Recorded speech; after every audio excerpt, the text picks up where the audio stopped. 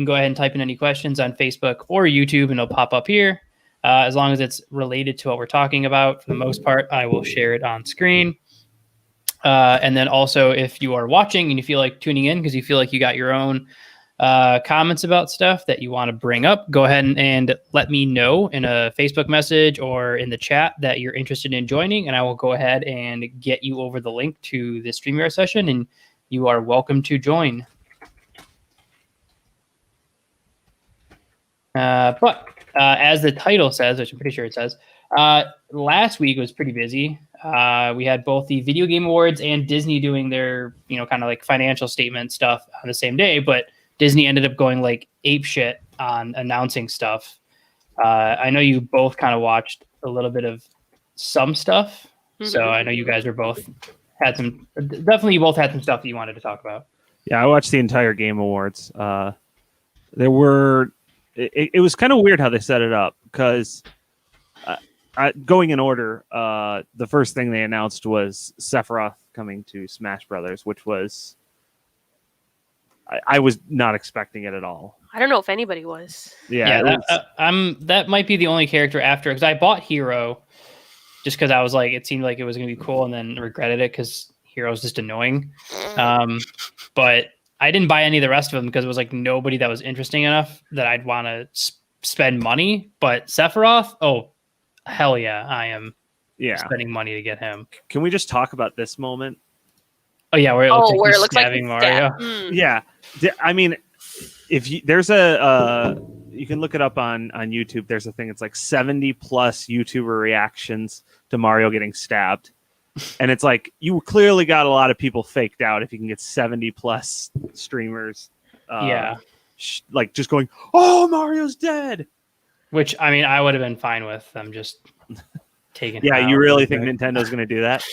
Really? Why not? No. It's not like he's ever made them any money. Yeah. In any way. Or he just worked here. A failed live action movie. Yeah. Hey, failure is subjective. That movie's fantastic. It is fantastic, but it just made them no money. That's true. But okay. So before we get into the nitty gritty, I'd say overall, I don't know. It seemed to me that they were just trying to turn the Game Awards into another E3. It didn't really seem more Game Awardy to me. It just seemed like, hey, here's some awards that are given by celebrities for some reason. Like, I don't mind when like they have like big name people like Ralph Macchio announce an award, but like you could tell he had no idea like what the thing was that he was announcing. He was just like, yes, and the winner is blank. Okay, thank you. And I don't know. It just, why don't you have somebody who like worked on the game announce it? Like if you're watching the Game Awards, let's be honest, you don't really care if you don't see Ralph Macchio or some celebrity. Like you're watching because you're interested in games, not celebrities. The only valid one was Keanu Reeves. Yeah. Well, yeah, but that one, yeah. But he's in like Cyberpunk. Yeah. At least that one. Yeah, we can quickly talk about it. Cyberpunk has officially tweeted out or set out yesterday that if you bought Cyberpunk on a PS4 or Xbox One, you can get a full refund on the game. I heard it's really bad. That's what, I've heard like if you're trying to play on a past gen system that like it's so glitchy and the graphics are terrible, like you can only play it on next gen, and so a lot of people are pretty pissed. It's kind of a game that I was like kind of interested in. I wasn't jumping at the chance to buy it at launch, and I'm glad I waited. But I'm gonna get it on PC whenever I do. It's just kind of holding off. Yeah, I don't know. It's kind of like I wanted to get No Man's Sky when it first came out, and then I didn't, and then like now it's really good. So like now eventually when it goes on a decent sale, I'll get it. I think Cyberpunk's like the same way. Like there's been so much bad press in the beginning. Like I'd rather now just wait until like I know it's fixed and then spend money on it. I don't know. I don't really play a ton of games anymore, but if I do, it's what you were saying about like they were trying to make it another E3. I mean, that's really what's because I mean, the Game Awards have always been like a place where they reveal a lot. I will admit there was a lot more, it seemed like, revealed this year, but I think a lot of that had to do with it's getting to the point where when any award show, the Oscars, the Emmys, whatever. Most people tune in for like some of the little personality or to check on one award, but it's all about the other stuff that's between all the awards that people want to see, because anyone can just go online and look up who won what. Yeah, true. Oh yeah, I mean, I don't know. So like we can start diving into it. So we're gonna talk about Game Awards stuff kind of first. So you already mentioned it. They announced Sephiroth coming to Smash, which is I think going back to Final Fantasy was a smart move. And 7 is still, even though everyone has their own opinion, 7 statistically is their most popular one by far. Yeah. I was cleaning up my kitchen because I'm thinking, okay, Game Awards just started, like the pre-show just ended. They're probably going to announce Sephiroth, or not Sephiroth. I didn't know who it was at the time. They're probably going to announce the new character later in the show. So I was literally cleaning up after dinner and had the TV on in the background. And I heard him say, like, we're still waiting for, or I thought everyone was here. We're still waiting for someone to arrive. And I was like, wait a minute. I like set stuff down and into my living room. I know that phrase. And my girlfriend who I live with, she's kind of not a super hardcore gamer, but she knows a lot of characters from seeing me play stuff. So when One Winged Angel came on, she was like, "Is that?" And I was like, "It is." Sam, are you a big? Do you play Smash a lot or? I play it with friends. I never like play it like by myself, but yeah, I do play it frequently. I was like, I know I mean, it's at any friend con that we inevitably go to. There's like 9 Switches. Our fake cons. Yeah, our fake cons. Everyone's like, let's all bring a Switch, or none of us will, but then all talk about how we should have brought one. Mm-hmm. So I don't know. I mean, we play Smash every day for the most part, Mark. At lunch, so I'm excited for Sephiroth because Cloud's like my second favorite character in Smash. So getting Sephiroth is going to be fun. I mean, yeah, I guess some people are like, it's another sword character. Yeah, but there's a lot that's different about him. Yeah, he's a villain. Yeah, which there really isn't too many besides Wario. Well, no, there's plenty of villains in the game, but like in terms of like anime sword fighter characters, they're all, a lot of them are ones that have killed very Ares. Specific thing. Yeah, no, there's not a lot with those. Yeah, the ones that there's have a lot Ares. of anime sword fighters, but ones that have killed Ares, there's only that one guy. Mm-hmm. So with that reveal though, like the other thing is, I don't know how much this matters to you guys, but like I only recently played Final Fantasy VII like this year. I always knew of it. I played Kingdom Hearts, so I knew Sephiroth and Cloud from that. But I actually played through 7 earlier this year when it came to Switch. And so after playing it, a lot of the music was getting stuck in my head. And I went back to Smash and I realized, wait, there's only 2 songs in here? Yeah, there's really not a lot. There's no Final Fantasy VII Spirits. There's no... There's you feel like it'd be so easy to do like a Red 13 Spirit or Barrett or like that's another thing too is like I feel like at this point you got to add some sort of like Final Fantasy. I mean, I know there's the Materia stage and all that, and I know Sephiroth will have his own stage, but I feel like you could easily do like a Barrett summon. Like a little guy that runs around and shoots things with like his little hand. Oh, you mean like an assist trophy? Yeah. Like I would see or like Barrett being a Mii costume. Vivi would be pretty good. Barrett as a Mii costume. Ooh, yeah, that would be pretty good. And then so 7's still my all-time favorite. I want to get the remake to start playing that because I know only disc 1's out and they plan on doing like I think they said 3 or 4. Yeah, but we'll see. So anyways, what I was saying though is that now that they've announced Sephiroth as the new character, we're going to get new songs. We're going to get new spirits. Hopefully some Mii costumes. And someone pointed out, just because it's Final Fantasy VII doesn't necessarily mean that has to be the franchise the costumes come from, because they could just do other Square Enix stuff. They could do other Final Fantasy characters. They could do Chrono Trigger. They could do Kingdom Hearts. So I'm really hoping for Golden Sun. That's not Square Enix. I mean, I'd be totally down for that. If we say it enough, they'll just buy it and then redo it themselves. You just have to manifest it, and then it will become real. If we believe hard enough, Square Enix will be like, you know what we should just do is just remake Golden Sun. I was a little sidebar here. I was having a discussion today with a friend of mine, and I was saying that I want to make a video of me in a truck and just title it like Angry Man's Rants in Truck or something like that, like all the videos you see on YouTube. But instead of me ranting about anything political or anything, it's just complaining about Isaac not being in Smash Brothers as a character. Yeah. Just to bait people. I do. It's such a good game, though. I love that game. But so I'm playing through 9 for the first time right now. 9 was great.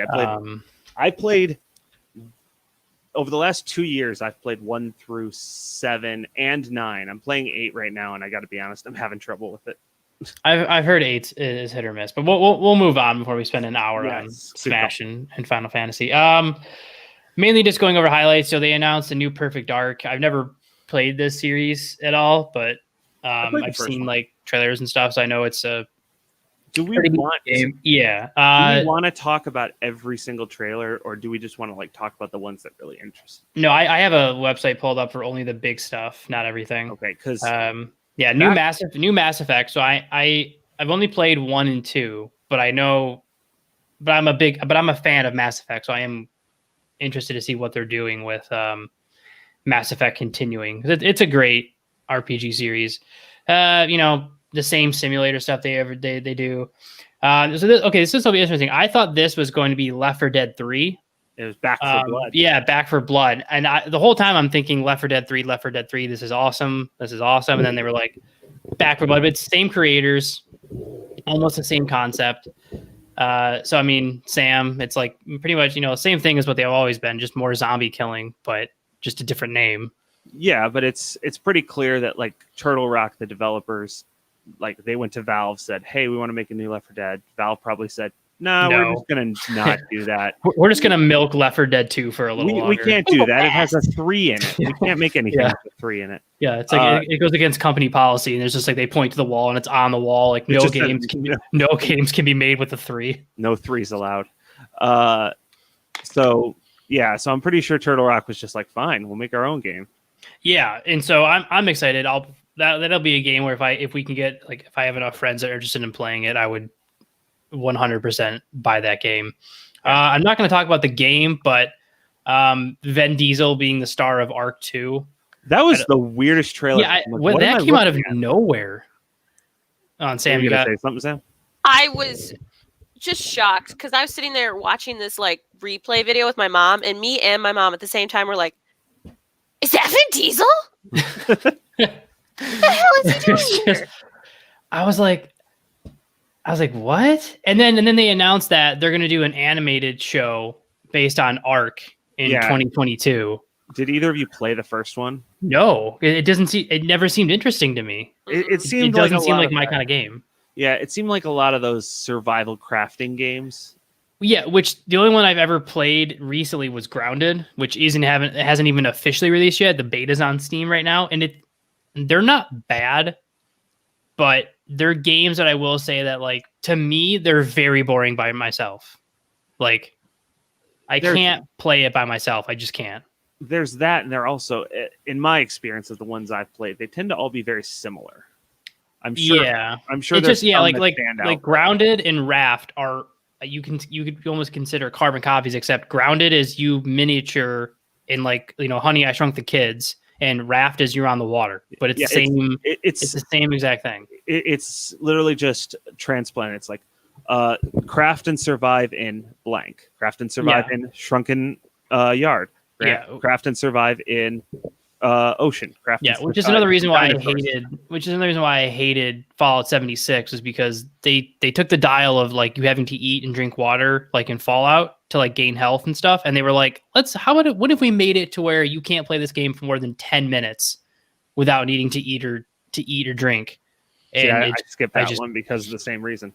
Yeah, well, I only bought Fallout 76 because it came out and everyone was saying how bad it was, and then I was searching Amazon one day, and Amazon was running a 70% off special the week after the game came out, and it was like $15. And I'm like, you know what? For $15, I'll bite the bullet and see how bad it is. And it was horrendously bad. Like it's so first of all, I'm not joking. You legit can't go more than 10 minutes of continuous gameplay without needing to eat or drink. Water and food are incredibly hard to find.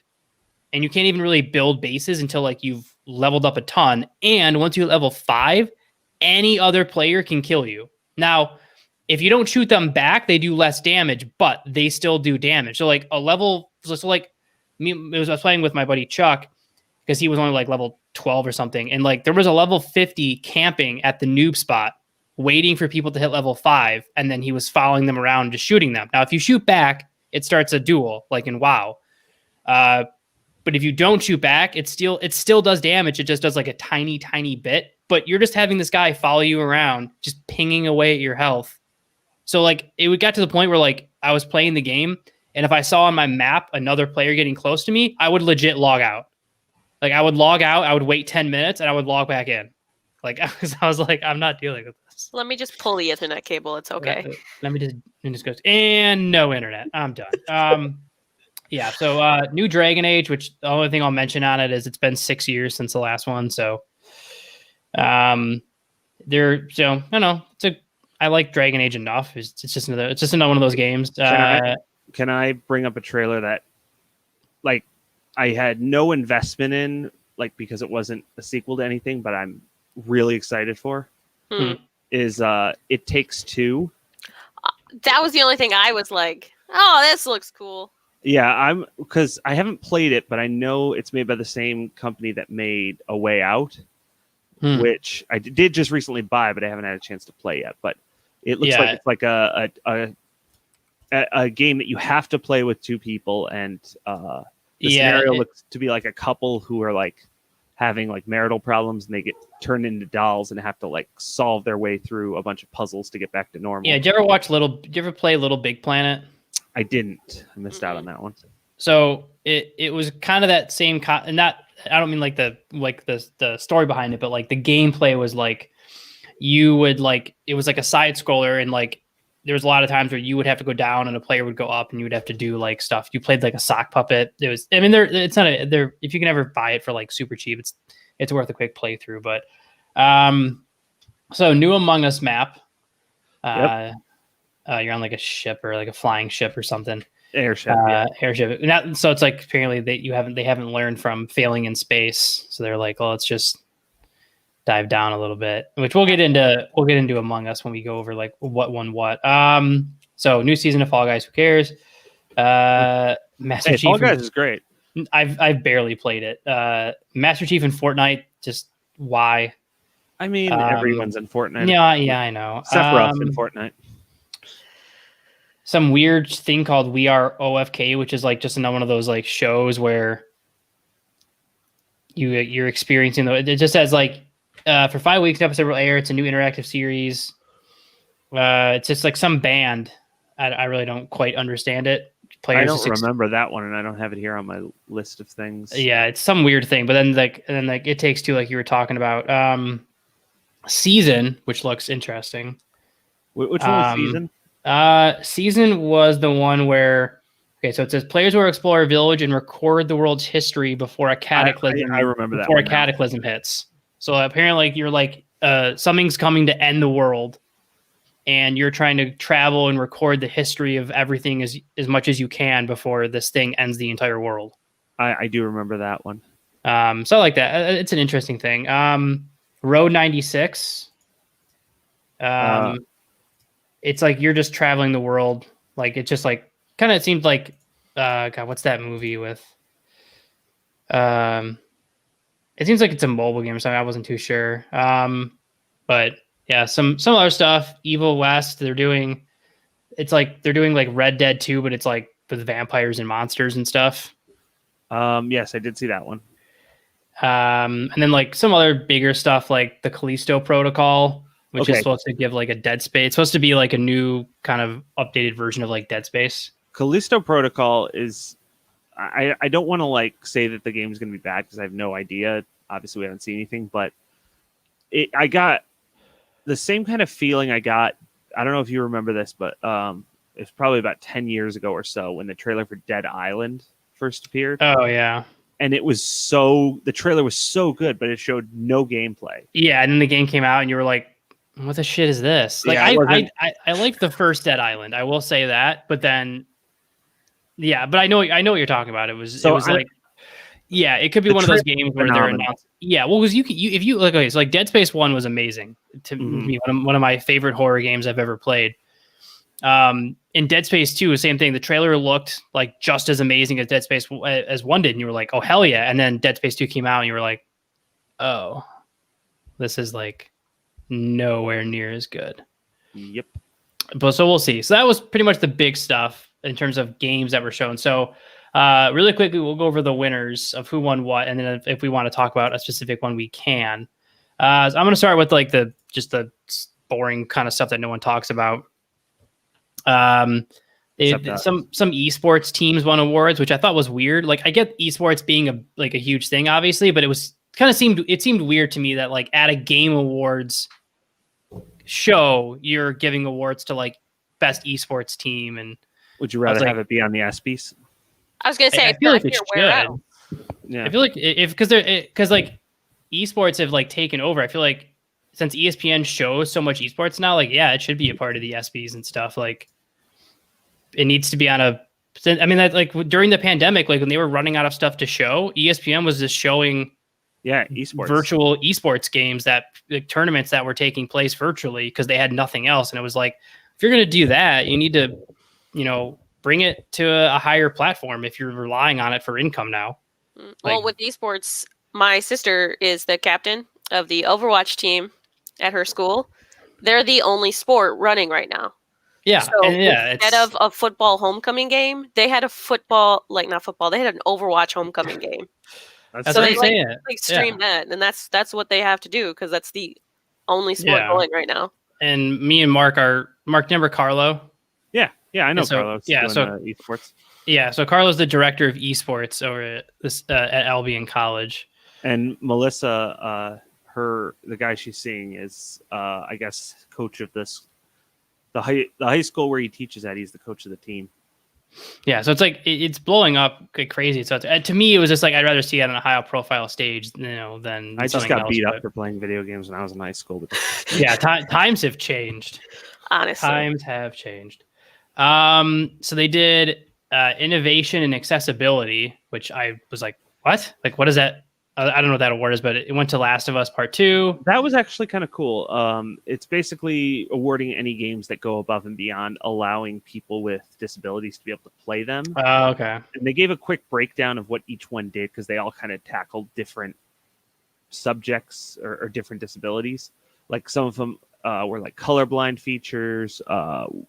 So it was stuff like that. So I was actually really interested in that award. That was kind of a cool thing to see. Yeah, I don't remember which game it was, but one of them, like, you got to like the thing they showed was like a super scary spider, and they like lowered it down.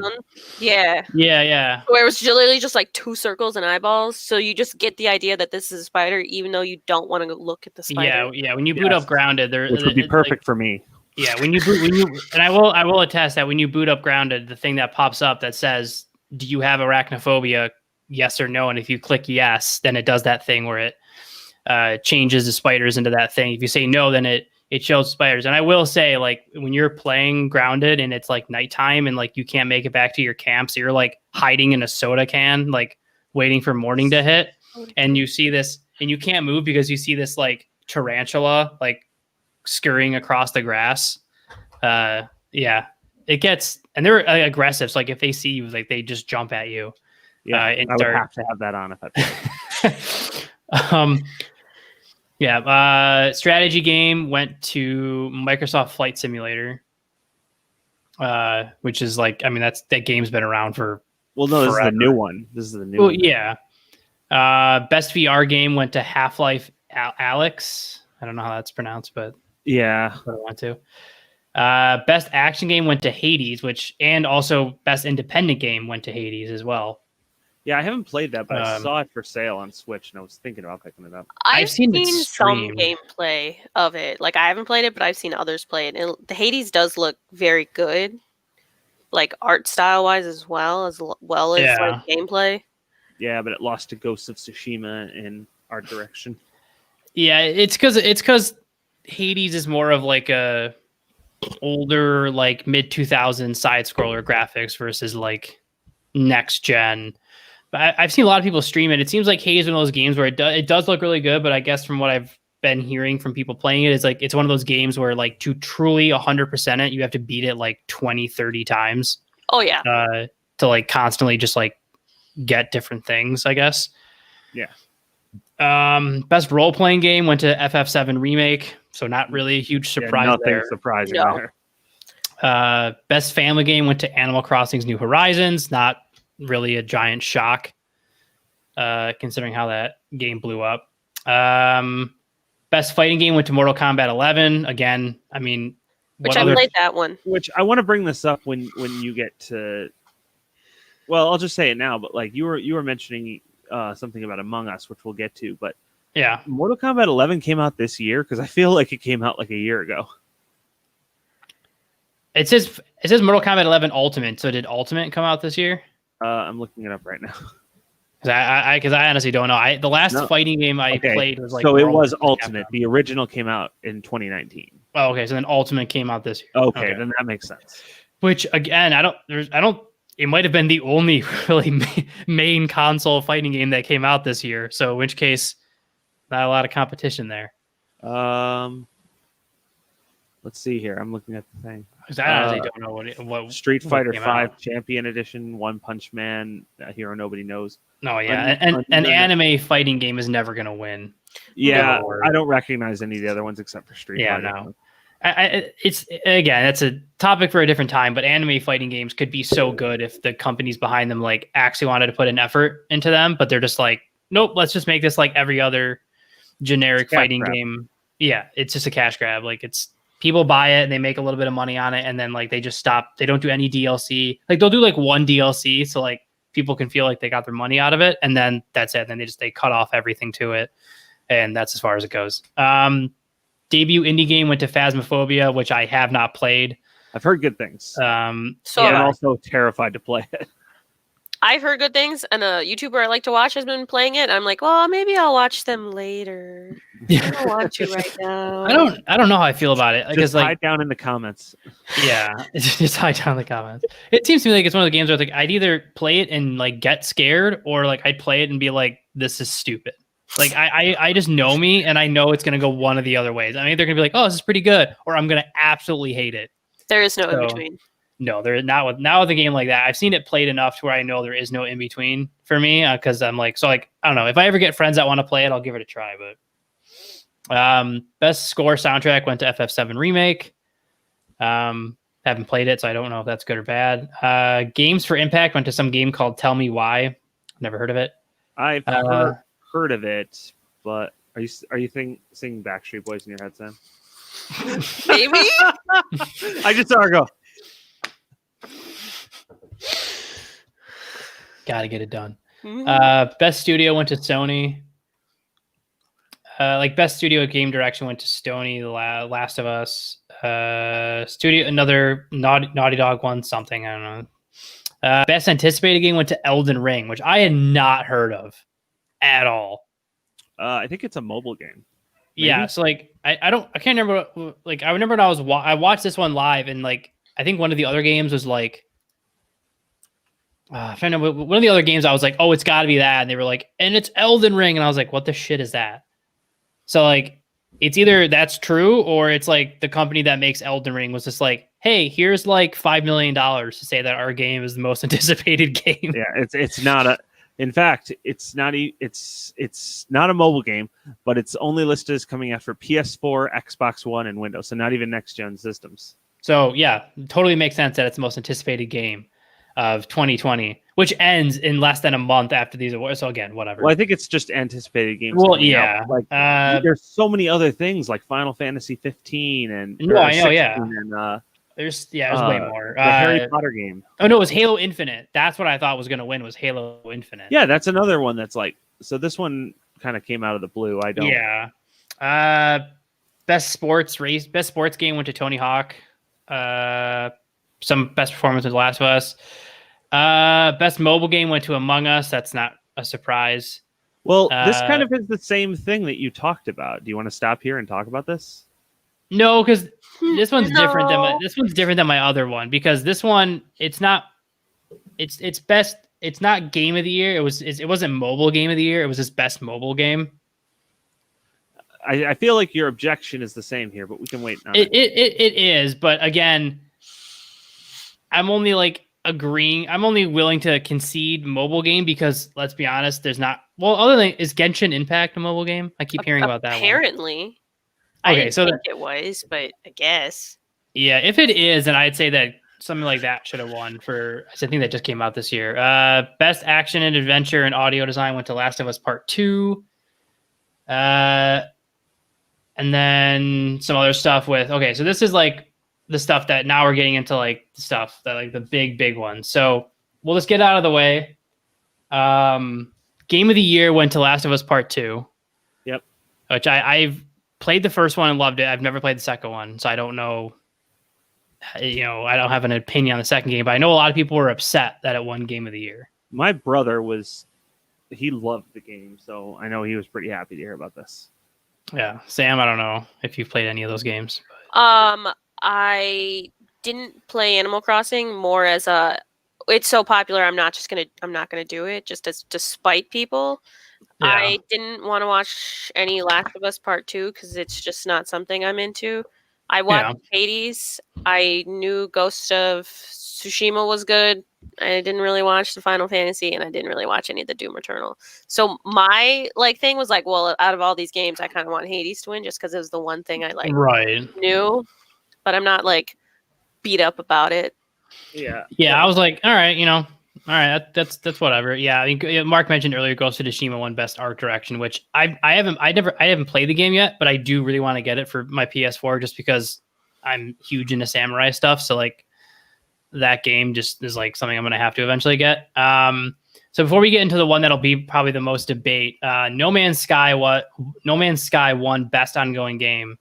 Which kudos to those guys. Your game comes out and it tanks because you didn't promise what you said you were going to.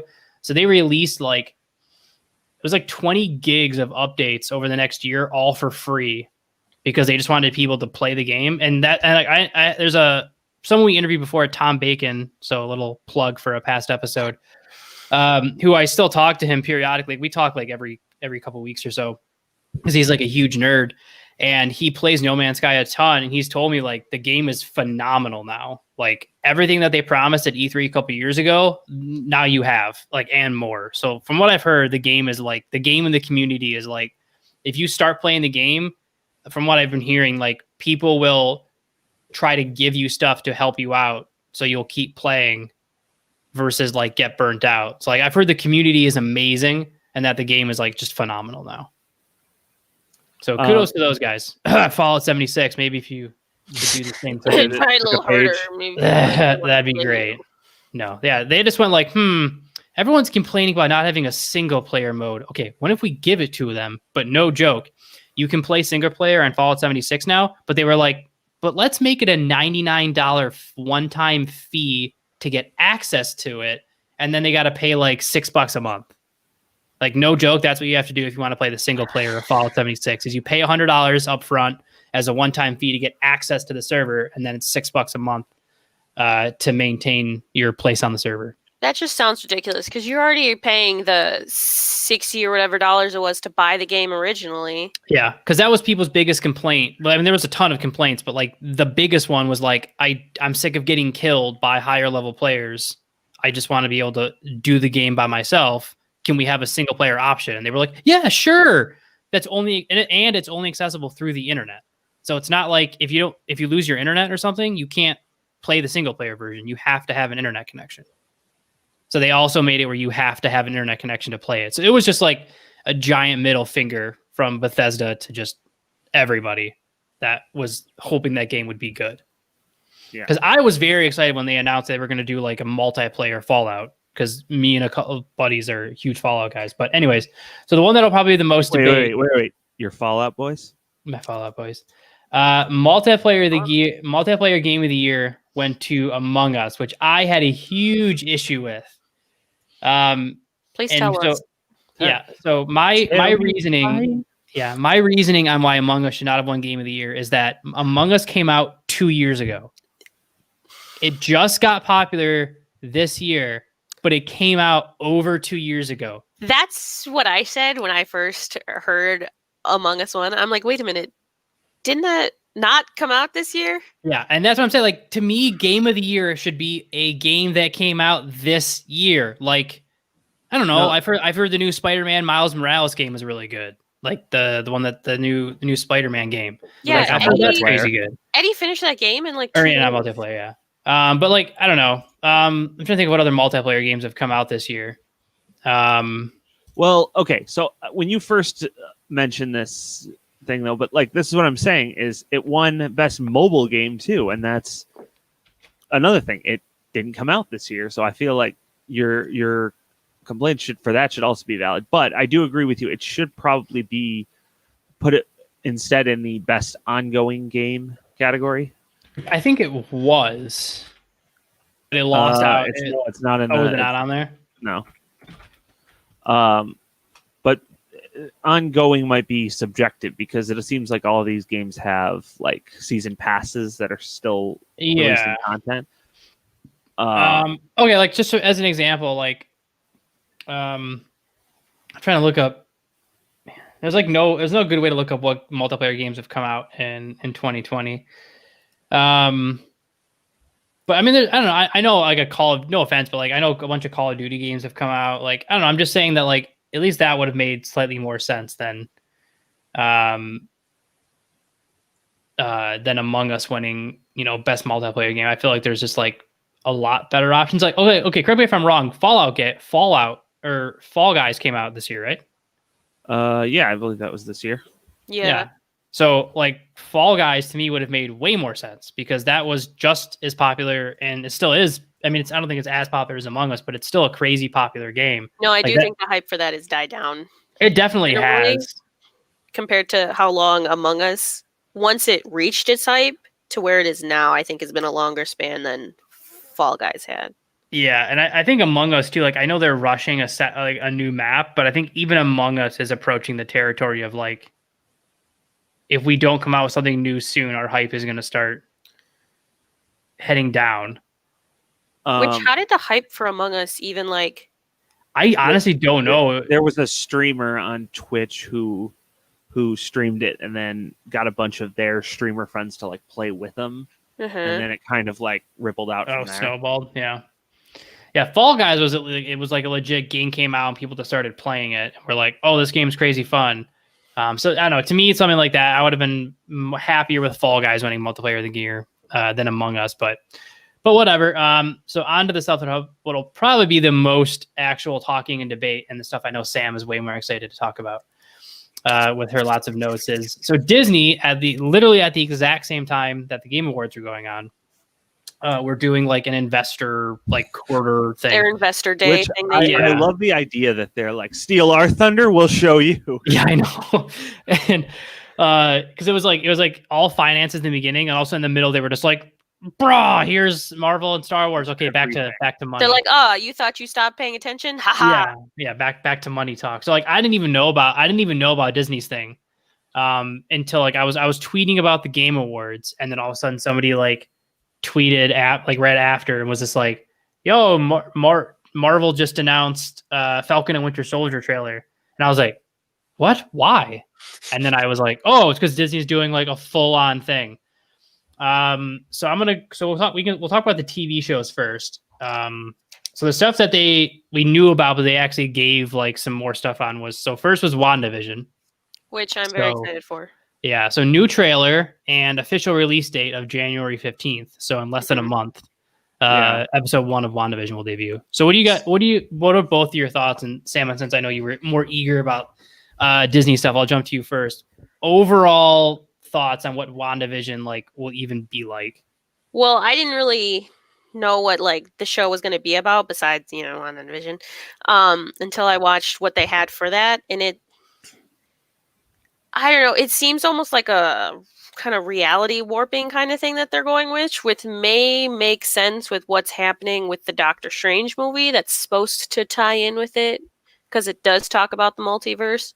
So I think that may be something they're playing into for the show.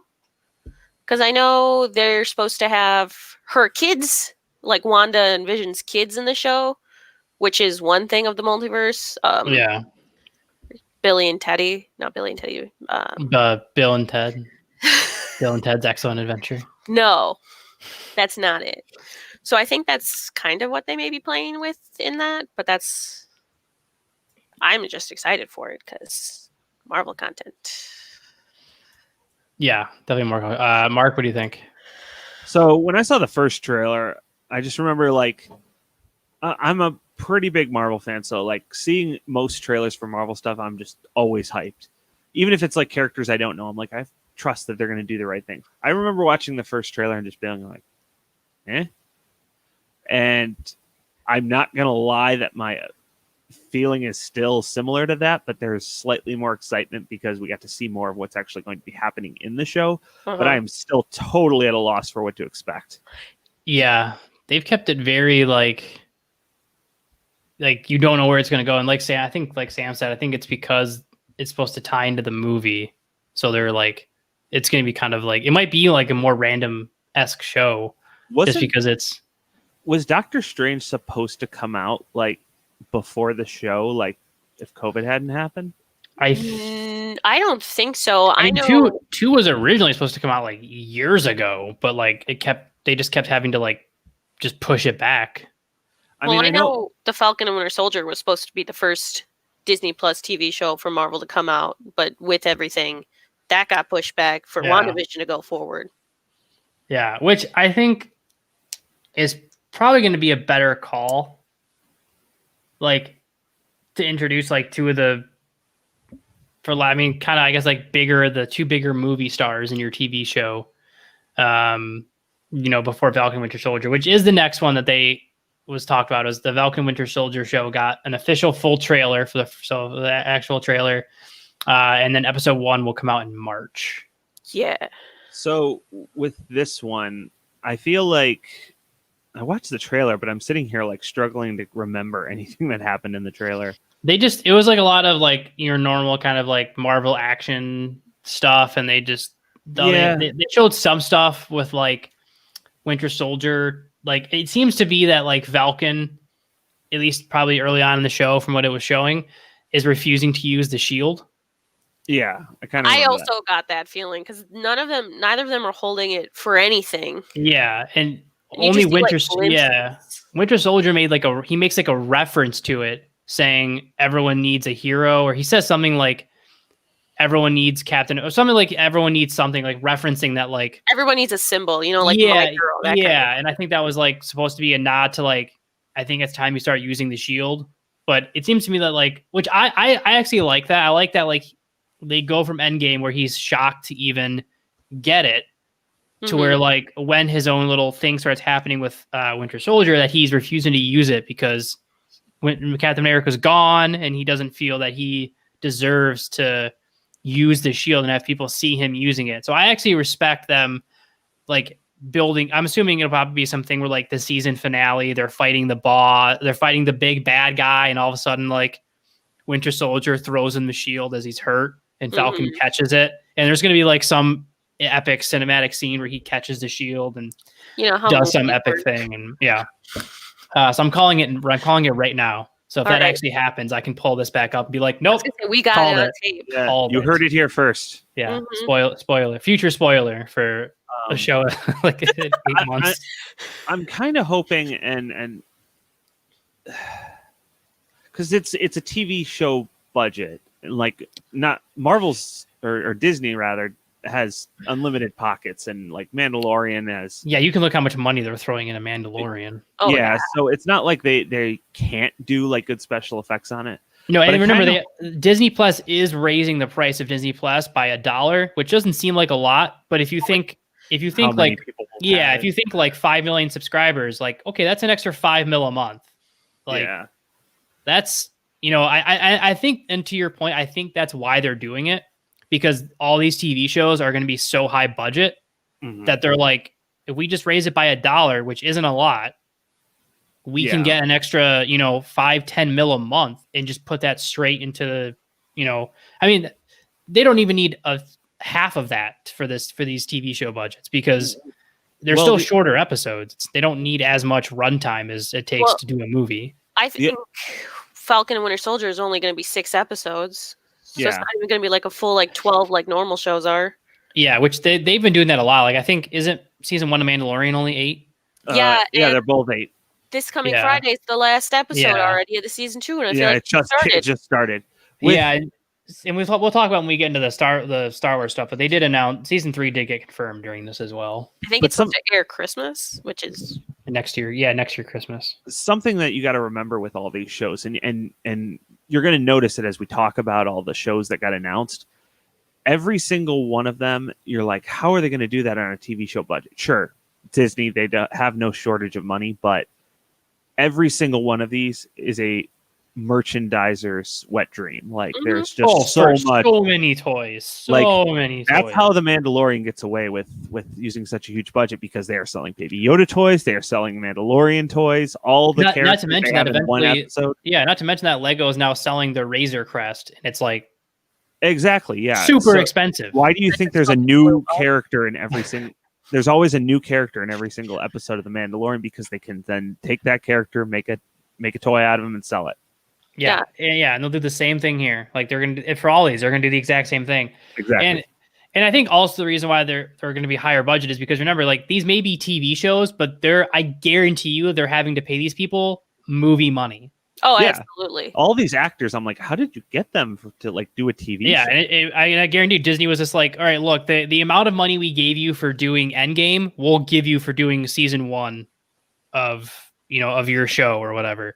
Yeah. And it's like, and if you're like those guys, like, why wouldn't you? Like, you're still free to do other projects, and now you can do like a six episode show and make probably just as much money, or probably close to. Probably not as much, but still a ton more money. And like, they're gonna make way more money than people who do like I guarantee you, like with 15 seasons of Supernatural, like however much money the brothers made doing 15 seasons of Supernatural, like Falcon and Winter Soldier will make in one season what probably those guys made in 15. Oh, probably. Yeah. But so I'm excited for that one as well. And then so Loki, May 2021 official release date. So I know that one is one of people are like really excited for a Loki show, especially like with Endgame, like him like disappearing and all that stuff. So yeah, because the trailer they showed was like started with a piece from Endgame where he watches like this scene happen where he like watches the case like get shoved off by Ant-Man, and then he just like picks up the Tesseract, and then it just cuts to something else. Yeah. So it's basically showing that this is going to be exactly what happened to Loki after he disappeared in Endgame in that scene.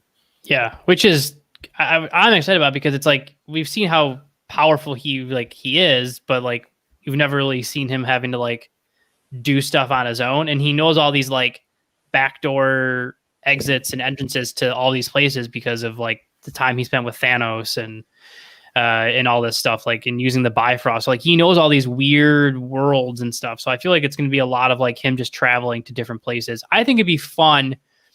I don't know. They probably won't, but if they did a nod back to Thor Ragnarok, where in the Loki show, he goes back to that planet. Oh, like the fighting planet? Yeah.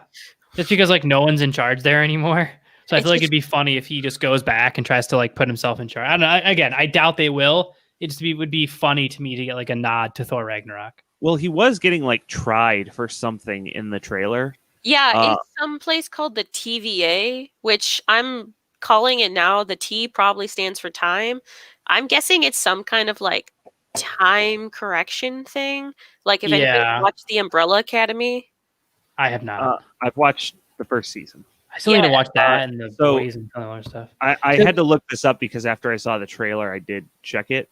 In the comics, the TVA is the Time Variance Authority.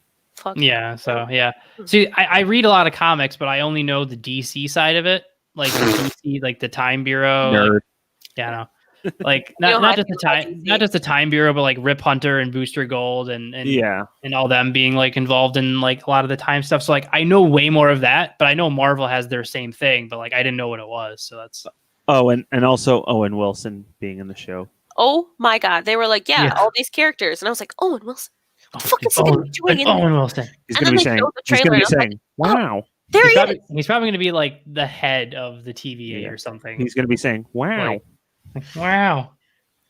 So that one I'll be interested. See, that one I'll be more interested in terms of the future of it, because when of WandaVision I could very easily see being a 1-season show. Like if it's just to help set up Doctor Strange in the multiverse, like I could very easily see that being a 1-season show just to help set up the movie, and you're done. Falcon and Winter Soldier, I see that as like a Mandalorian, like a 3-4 season show, just because I don't see either of those guys getting their own standalone movie. Oh, wait, quick thing here. While we're talking about WandaVision, do we think, since you were making your bold predictions about Falcon and Winter Soldier, I'd like to make one about WandaVision. The final shot, or one of the last shots of WandaVision, is going to be Wanda going to see Doctor Strange. Oh, I probably. feel like he has to make an appearance. Even if it's not him, it's just her standing outside his building. It's got to be something, yeah, or like his voice, or at least, or something, or maybe just a. You know what I bet they would do, because Marvel likes to do these funny little things where you see her knock on a door and it answers, and it's just a cape. Yeah, like it's just Doctor Strange's cape, and it waves. A little funny thing. Yeah, and it just waves, and then it fades to black. Like I could easily see it being something like that, where. I think I'll cry if that happens. They tease that it's like obviously it's Doctor Strange, but Marvel does their funny little like, hey, you didn't see him or hear him, but you saw his cape. You just know. Yeah, because I mean, Benedict Cumberbatch is gonna, to get him to do a cameo like that would be tough. The only way I could see them getting him for it is if they use a shot that's actually from the movie. Yeah, it's weird. He's one of people. He's like a huge fan favorite, but he's always so busy, and he's a great actor. Yeah, so he's like I know a lot of the issues with the original Doctor Strange 2 not coming out like as soon as they wanted it to is because he was doing the end of Sherlock Holmes, the TV show, which it was phenomenal. God, that show was phenomenal. First, I think that came out like 3 episodes every 2 years. Yeah, it was. Mark, I don't know if you've seen it, Mark. But I've seen it. Okay, yeah, it's so crazy good. So my point was the same with WandaVision is like I could see Loki. Loki could be like a huge 6-7 season show just because of how rich the character is. Mm-hmm. But with how big Tom Hiddleston is, I don't know if they're going to be able to get him to do more than one, especially because he's probably not going to ever be in a movie again. At least not during the first half of Phase 4. Yeah, probably not. So my feeling is that it's you got to think first half of Phase 4 is like 3-4 years. So Loki is confirmed as a mini series. It's only 1 season. Yes. Okay. So it's 6 episodes. They always say that, and then they find out like, oh, it made a buttload of money. Let's go again. I don't think so. I think it's going to end with him being kind of like put back in, his place in time so that he doesn't create a paradox. So that he dies. The way the show ends, he'll find a way to fake his own death so that they can still have him back for later. The way the show ends is going to say if he'll ever be in a movie again. Like if it ends like where something where he just goes off to have his own life, then okay, he might not ever be in a movie again. But if it ends with like a teaser in some way, then I see like them trying to say that like he's going to appear in some sort of movie down the road. Because he could easily appear in Thor, Love and Thunder. Yeah, like Thor bumps just for like a second. You could do a fun cameo where like Thor's at like a bar at the end of the movie and you just see Loki walk in the background. Like they don't even like talk to each other, but like they just do like their fun little cameo of like Loki is just checking in on his brother, but he's not going to let him know because this version of Loki is still kind of a dick. Yeah. Like he didn't go through any, which again is I think what they're doing with the whole Gamora thing with like now you've got Loki and Gamora who were like kind of always good in a way, but like just did bad dickish things, and then had something happen where they went like full kind of like anti-hero but now both of them are back, but both stopped at the point before they became anti-heroes, and now they're just at the tail end of like, less for Gamora because she was always planning to betray Thanos, but like Loki literally is just off of trying to take over Earth and failing. Yeah. So a lot more happened.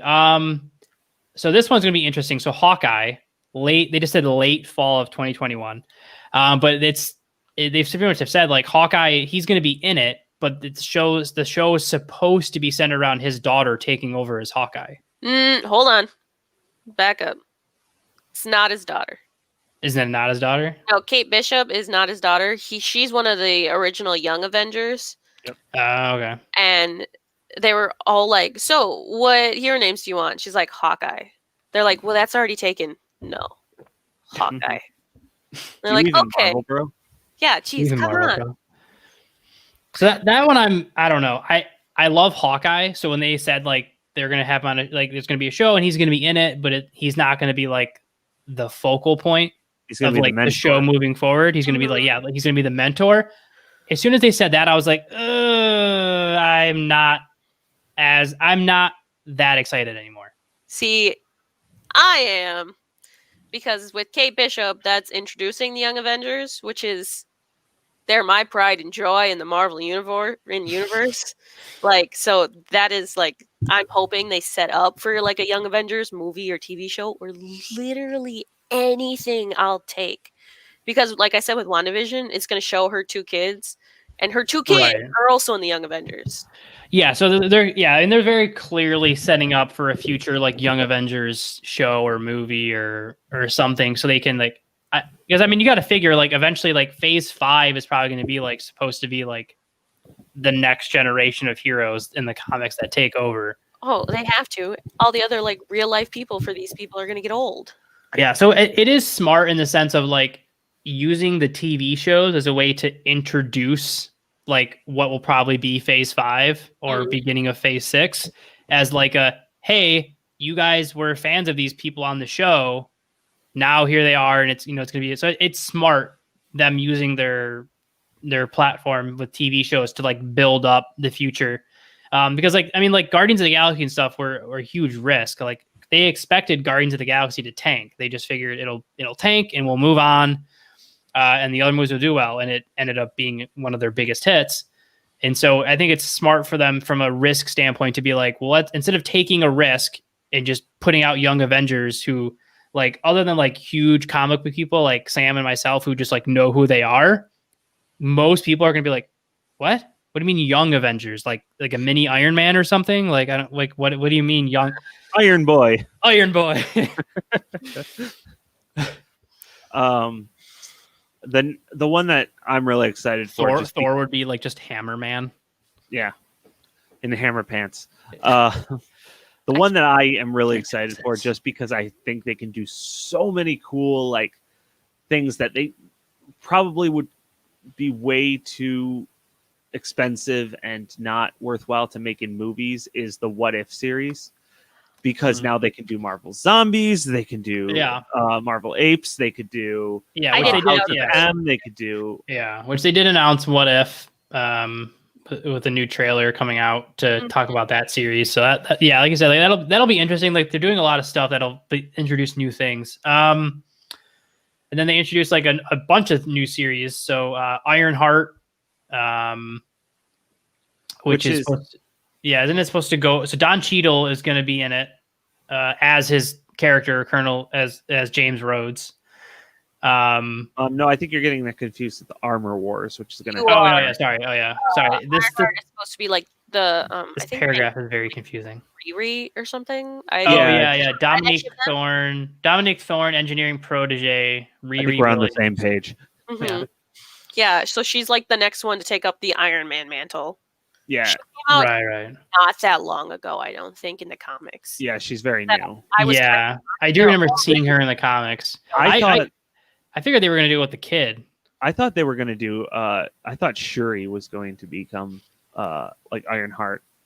I know she has her own thing in the comics, but we were talking about that before. Yeah, we were.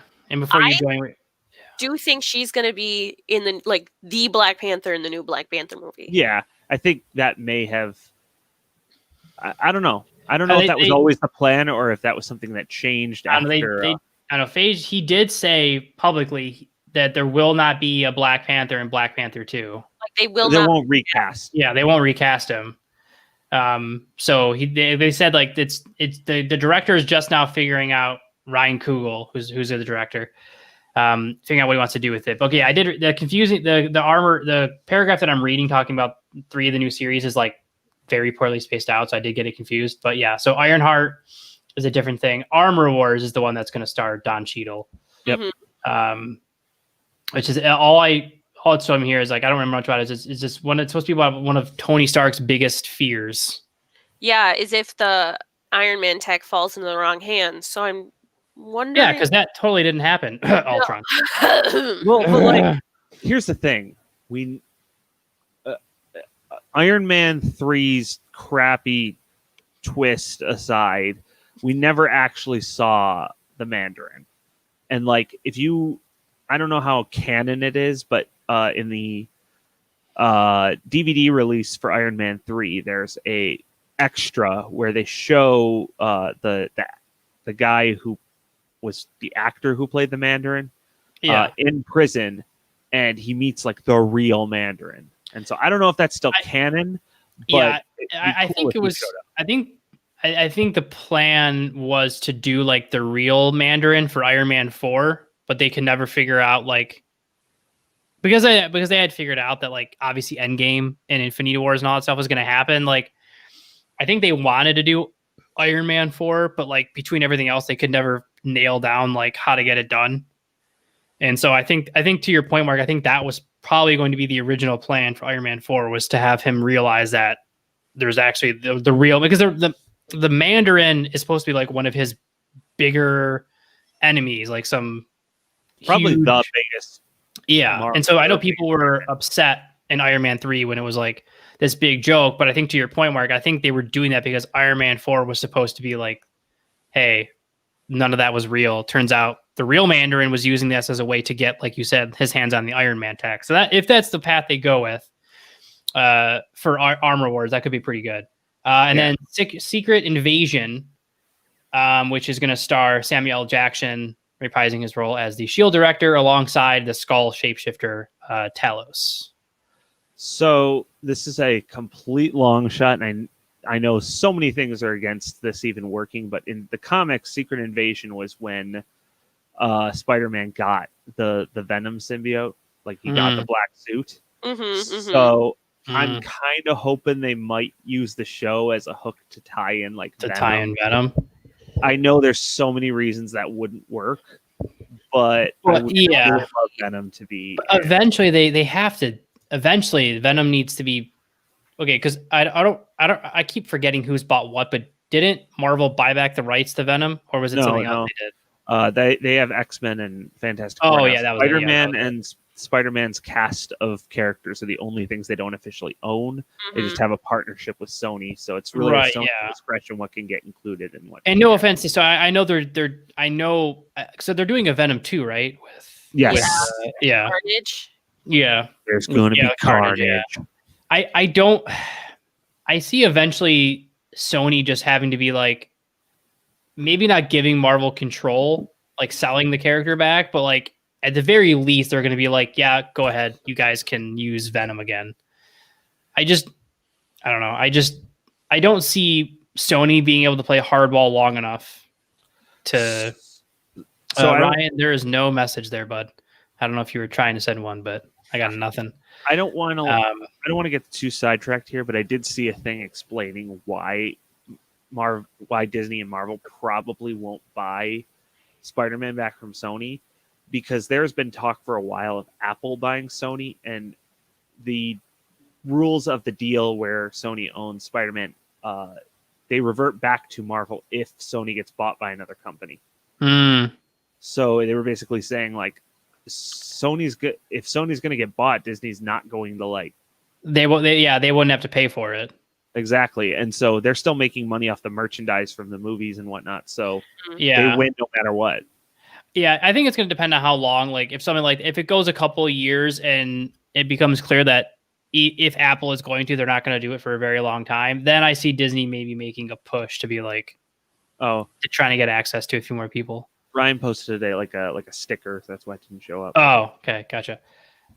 So they no release dates for any of those shows. Then they went to just stuff they just gave casting updates on shows they already announced. So I'll just mention all of them, and then we can talk about it. Moon Knight, She-Hulk, and Miss Marvel. I'm so excited for Moon Knight. Are the three that they also announced like casting updates, and then they just said Bruce Banner, Mark Ruffalo will appear in She-Hulk, and Miss Marvel will appear in Captain Marvel 2. So all the shows are going to interweave with each other in some way. But to Mark's point, out of those three, Moon Knight is the one I'm most excited about because I really am interested in Moon Knight as a character. I didn't actually see this until just now that they cast She-Hulk. Yeah, they did it in the thing. They showed who was playing her. And I am actually very excited for that. I'm very excited for Mark Hamill to come back and not actually be the Hulk at all. Mark Hamill? Not Mark Hamill. Mark Ruffalo. I got really excited about Star Wars. Holy crap! DC's making a huge push. Could you imagine? Oh my god, Ryan! Looking forward to Tina Maslany, who is that's who is announced as the person playing She-Hulk. Man, I was really holding out for the girl from Community, Alison Brie. Oh yeah, Alison Brie. I'm excited. I mean, out of those three, Moon Knight's the one I'm most excited for, just because I read a few of his stuff on the comics, and it's just such a deep, rich character that if you are into his comic stuff, then like the show is going to be. Also, because too, if you think of everything else, like Miss Marvel makes total sense. She-Hulk, duh, you've got Hulk, makes total sense. When they announced Moon Knight, I was like, where the hell is that tie-in come from? Out of everything you've done, you're just like, that is kind of like out of left field for everything Moon else. Knight. Like Nova would have made way more sense. Which I would shit in my pants if they like announced anything Nova. Didn't they tease they're gonna do a Nova movie in Phase 5 at some point? Isn't that on? I swear on the thing that's on there. I don't remember seeing that. Otherwise, I would have. I don't know. One that was missing that I was hoping I would see is they've been talking for a while about doing a Ghost Rider spinoff from Agents of S.H.I.E.L.D. Okay, but it's not on they didn't announce it, which is slightly disappointing because I really like that character. But there's probably some legal reason they can't put it on Disney Plus because even though they own ABC, so I guess it's not. Yeah, I don't know what it was, but I swore that when I saw like the movies coming on Phase 5 that Nova was teased, but I might be wrong. Well, I would love to be proven wrong. I'm trying to look up I'm trying to look up a thing of Phase 5 now, just so like I can see like that image of stuff coming out. Which there's a lot coming out that I was curious they didn't touch on Black Widow or. Everyone already knew about Black Widow, right? But like come out like but like also like Shang-Chi and the Legend of the Ten Rings is supposed to come out July 9th. I was expecting maybe something on that, or the Eternals. I think they just showed a casting list for the Eternals. I think so, yeah. X-Men, Blade. Angelina Jolie is in it. I think she was the first name, and I think so, yeah. How did you? That's a random. Okay, so I'm trying to find I can't find like a Marvel Phase 5 movies thing, but so then so they talked about working on Guardians of the Galaxy. They're doing a Guardians of the Galaxy holiday special. I am so excited. Yeah. Because I just feel like that's just going to be such a funny. And they're filming it directly. Like, as they're filming that, they're also filming scenes for Guardians of the Galaxy 3. So it's all going to be filmed at once. Yeah, they're filming both at the same time. Okay, so somewhere it does make sense. So like just a really quick remark for Guardians of the Galaxy holiday special is Christmas of 2022, and Guardians of the Galaxy 3 is 2023. And then really quick before you go into it, they're also doing an I Am Groot short film miniseries. Okay, now go. I was just gonna say with maybe it's just because my opinion's been soured by what I just saw, but like I just last week watched the Lego Star Wars Christmas special. I did not like it at all. See, I thought it was terrible. So when I saw this, I was like, ugh. They have not done well with it. Like, just oddly enough, we interviewed Bruce Vilanch, who was the main writer of the Star Wars Christmas special back in the 80s before Empire Strikes Back came out. So we interviewed him. We did ask him about because again, I was like, I didn't want to harp on it because that's like what every nerdy podcast just wants to harp on is that specific thing. So I only asked one question. That was just like, what do you think about how much hate you get? And he just said that it was because Star Wars was supposed to be a one movie thing, and that not Steven Spielberg, George Lucas. Yeah, George Lucas would have never agreed to the holiday special coming out, but Disney didn't tell him until after the holiday special had been filmed and like announced that he was going to get to do 2 more movies. So he said that Disney, 20th Century Fox, like he wasn't told until after the movie was announced that he was going to get to do 2 more. And so he said if he had been told before, he never would have greenlit the holiday special because even he thought it was just horrendously bad. Yeah, he said if he had a hammer and time, he'd go out and destroy every copy. Yeah. So it was funny. But so I don't know. We'll see. I'm excited for Guardians of the Galaxy 3 just because I love Guardians of the Galaxy. So that'll be awesome. And we already talked about Black Panther, how it's just July 2022, and they're just saying they're not going to recast T'Challa, which is good. I don't think they should. No. So that'll be interesting. Because the wording of what he said was that they're not going to recast his character, but I think I don't know if are they referencing just King T'Challa or are they saying Black Panther? I think they will recast, like someone else will take up the mantle. Like they'll write something in like, they'll use some footage they didn't use in the original Black Panther to make some scenes, kind of like what they did with Leia in the last Star Wars movie, spoilers, where they'll look at my wrist. Very late time for spoilers. Well, but anyway, after they're going to do something like that where they he dies, someone else has to take up the mantle. It'll probably be his sister, and so yeah. I mean, you can even do like Will Smith's character in the Independence Day 2 movie where you just side scroll something at the bottom of the screen saying that he died in a plane crash. There you go. Like, I hope they don't do that. I hope they show a little more discuss. It'll depend on what footage they have or what CGI they're willing to do. Or they could do a what do you call it? What's the deep fake? Yeah, they could do a deep fake. I read the Shuri comics, and it starts off with T'Challa like being lost in space with somebody I don't remember. So Shuri is the one that takes up the mantle while he's running amok with something in space. Yeah, I never used. Yeah, play off something like that too. Where like he's just gone forever. He's just gone in space. This time it's forever. The way I envision it is something along the lines of them trying to use vibranium to fund some experimental technology, and he gets killed in like testing it, and then she kind of like feels responsible, but then takes up the mantle from him. Yeah, that's true. And then we'll briefly touch on the last 2 movies so we can go into the Star Wars shows, which I know is probably like 80% of Sam's notes.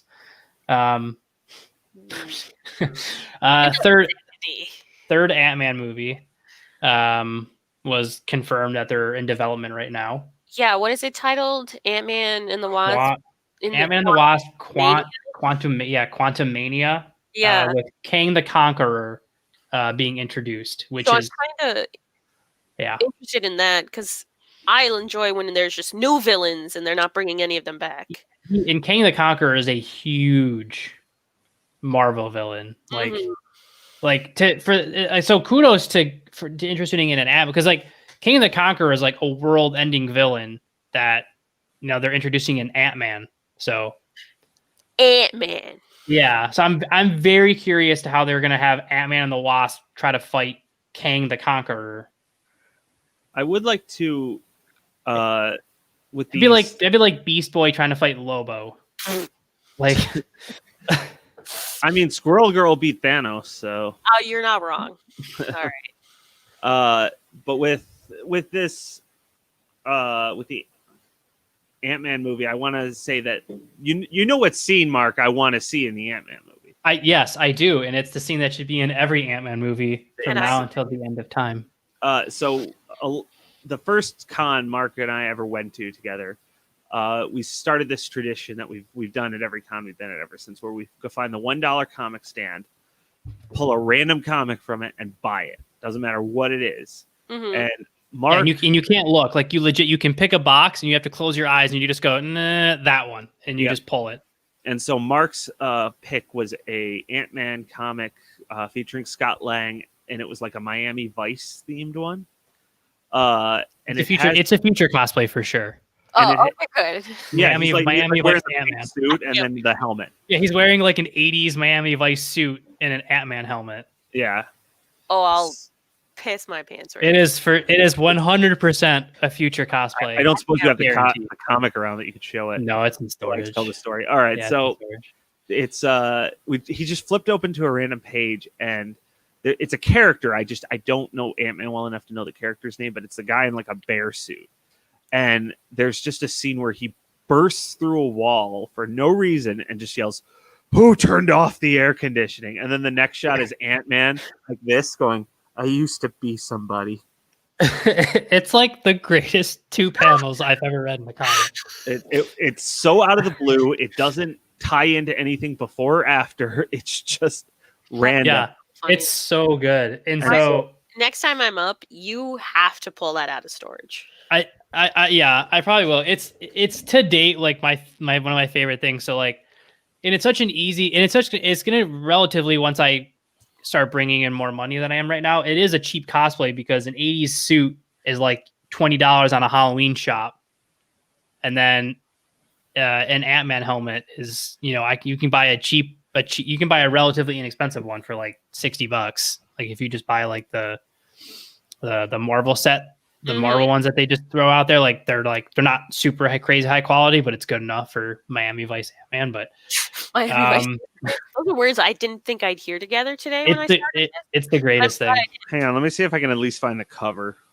Yeah. While you're doing that, so they did to what Sam was saying earlier. They did say Doctor Strange and the Multiverse of Madness is going to tie into both WandaVision and the third Spider-Man movie, confirming that Benedict Cumberbatch will appear in the third Spider-Man movie. Which I think is going to tie into the rumors of... Oh my God. Tie into the rumors of the different Spider-Men being in the third Spider-Man movie, because we also have Alfred Molina returning as Doc Ock. That's confirmed. Uh-huh. And someone else, who was it? I want to say it was... I know they said that Emma Stone and who played Mary Jane in the original Spider-Man trilogy. Oh, gee, I don't. That actress whose name is escaping me at this moment. Yeah, no, I know who you're talking about. But I think they're both confirmed to come back. Alfred Molina is coming back, and I think the guy who played the Lizard in the Amazing Spider-Man movies is coming back. So they've got all these actors that were in the original 2 Spider-Man movies. So a lot of people are thinking that it's going to be like a Into the Spider-Verse live action type thing. I believe that that's probably what's going to happen. With the animated Spider-Verse movie, I think that's just going to be like a live action version of it.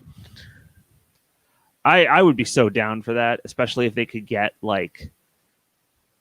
I think it'd be really funny, but I think it would also confuse a lot of people if they had a shot of them going into the animated Spider-Verse just for a quick scene and then getting out. Oh, I'd love that so much. It would confuse so many people, but it would be funny.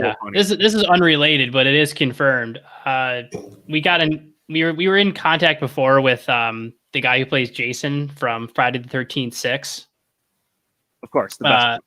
Being a guest, but he ended up being too busy. But he just emailed us a couple hours ago saying that the director of the movie is willing to be a guest. So nice. I guess I'll be working on that. That sounds fun.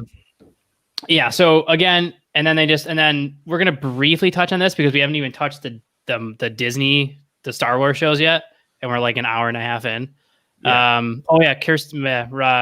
Kirsten Dunst, Kirsten that's her Dunst. name. Yes. Thank you. Yeah, for are that. they going to have a Spider-Verse? Yeah, that his previous comment about the Spider-Verse. That's what it seems like they're doing, is a Spider-Verse. So then they announced randomly new Fantastic Four movie. I So I can't wait. I keep saying third time's the charm because I don't know what else to say.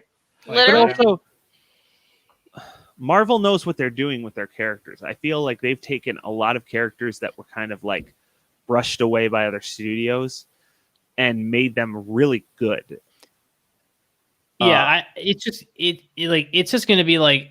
Luckily, I'm in the sense that like it's probably going to be a long time because literally they just announced that the movie's even going to be a thing. Alex, third time's the charm. That's your what? That's my sister. That's your sister? Yes. Thank you, Alex, for watching. Maybe third time. That's what I'm saying. I don't know if third time's a charm or what, but no, I think fourth time will be the charm. The sequel, Fantastic Four. The fourth time of the Fantastic Four. The sequel of the new Fantastic Four. Mm-hmm. Wait, no. Well, technically, this is the fourth. No, technically, this is the fourth Fantastic Four movie. It's just actually.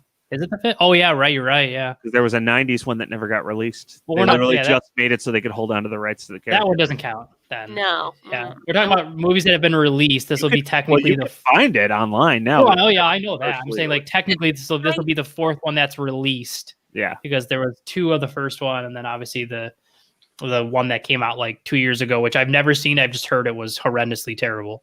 I tried watching it because I heard it was terrible, and I'm like, well, I gotta watch it just to be like, I watched it. I fell asleep. Yeah, because usually when those movies, like you figure it's high budget enough where like you'll get through it because you're like it's a huge budget movie. You'd think damn it, Mark, can you just? Did you ever see the Ang Lee's Hulk movie, the one that was just called Hulk with Eric Bana in it, Jennifer Connelly? Okay, I don't like either of the Hulk movies. So that was probably the best thing I can compare the Fan Four Stick movie to. Is that it you're like, oh, this sounds great. It should be just nonstop action, but like nothing happens. They don't even like turn into their superhero alter egos until like halfway through the movie. Yeah. So yeah, it'll be. I don't know. We'll see. But we're gonna jump to the Star Wars shows because we gotta make sure we wrap up in a little bit so I can actually like cook dinner and do stuff. Overrated. I know, right? More prepared. I should have been more prepared. Dinner at 4 o'clock. Yeah, I was doing some cleaning and stuff, and then I just was like, I already got it prepped. I have a steak in the fridge, so I mean that doesn't take that long to cook.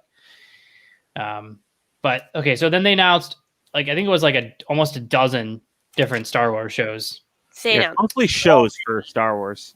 They did say shows, and then some other Star Wars projects got updated, and then they just announced that. And I'll mention this first because it's the only non-Star Wars thing that they covered after this was the final Indiana Jones is in pre-production and will be released in July of 2022. And it will have Harrison Ford. Yes. I don't understand what that's supposed to be about because he's now an old man. Yep, super old. You can't have Shia LaBeouf in it because he's like in jail. He went crazy. Yeah, he's cuckoo bananas. Yeah. So what the hell is the movie supposed to be about? I hope. My hope is that it's about announcing his replacement. That he's finally willing to give up. Because I don't know if it was like an interview that he did a couple years ago when people were asking him because it was rumored that the studio wanted Chris Pratt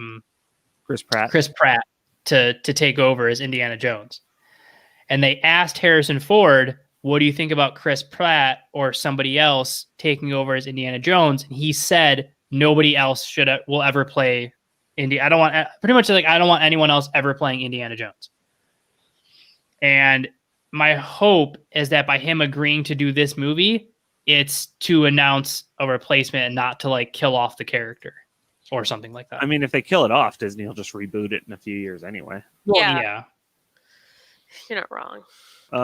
So I don't know. I'm not the biggest Indiana Jones fan. I really only saw Raiders for the first time. You mean the Crystal Skull isn't your favorite movie of all time? I actually haven't even seen Crystal Skull. I've seen the other three. So bad.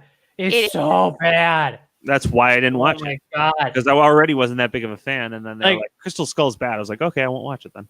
Yeah, John, it's weird that he actually felt connected to any character. Yeah, it was like for some reason, Indiana Jones, he was just like no one shall play this character. And Ryan Carroll, like, I understand why Shia would not be in it, but it would seem like a weird omission in world. Yeah, it would.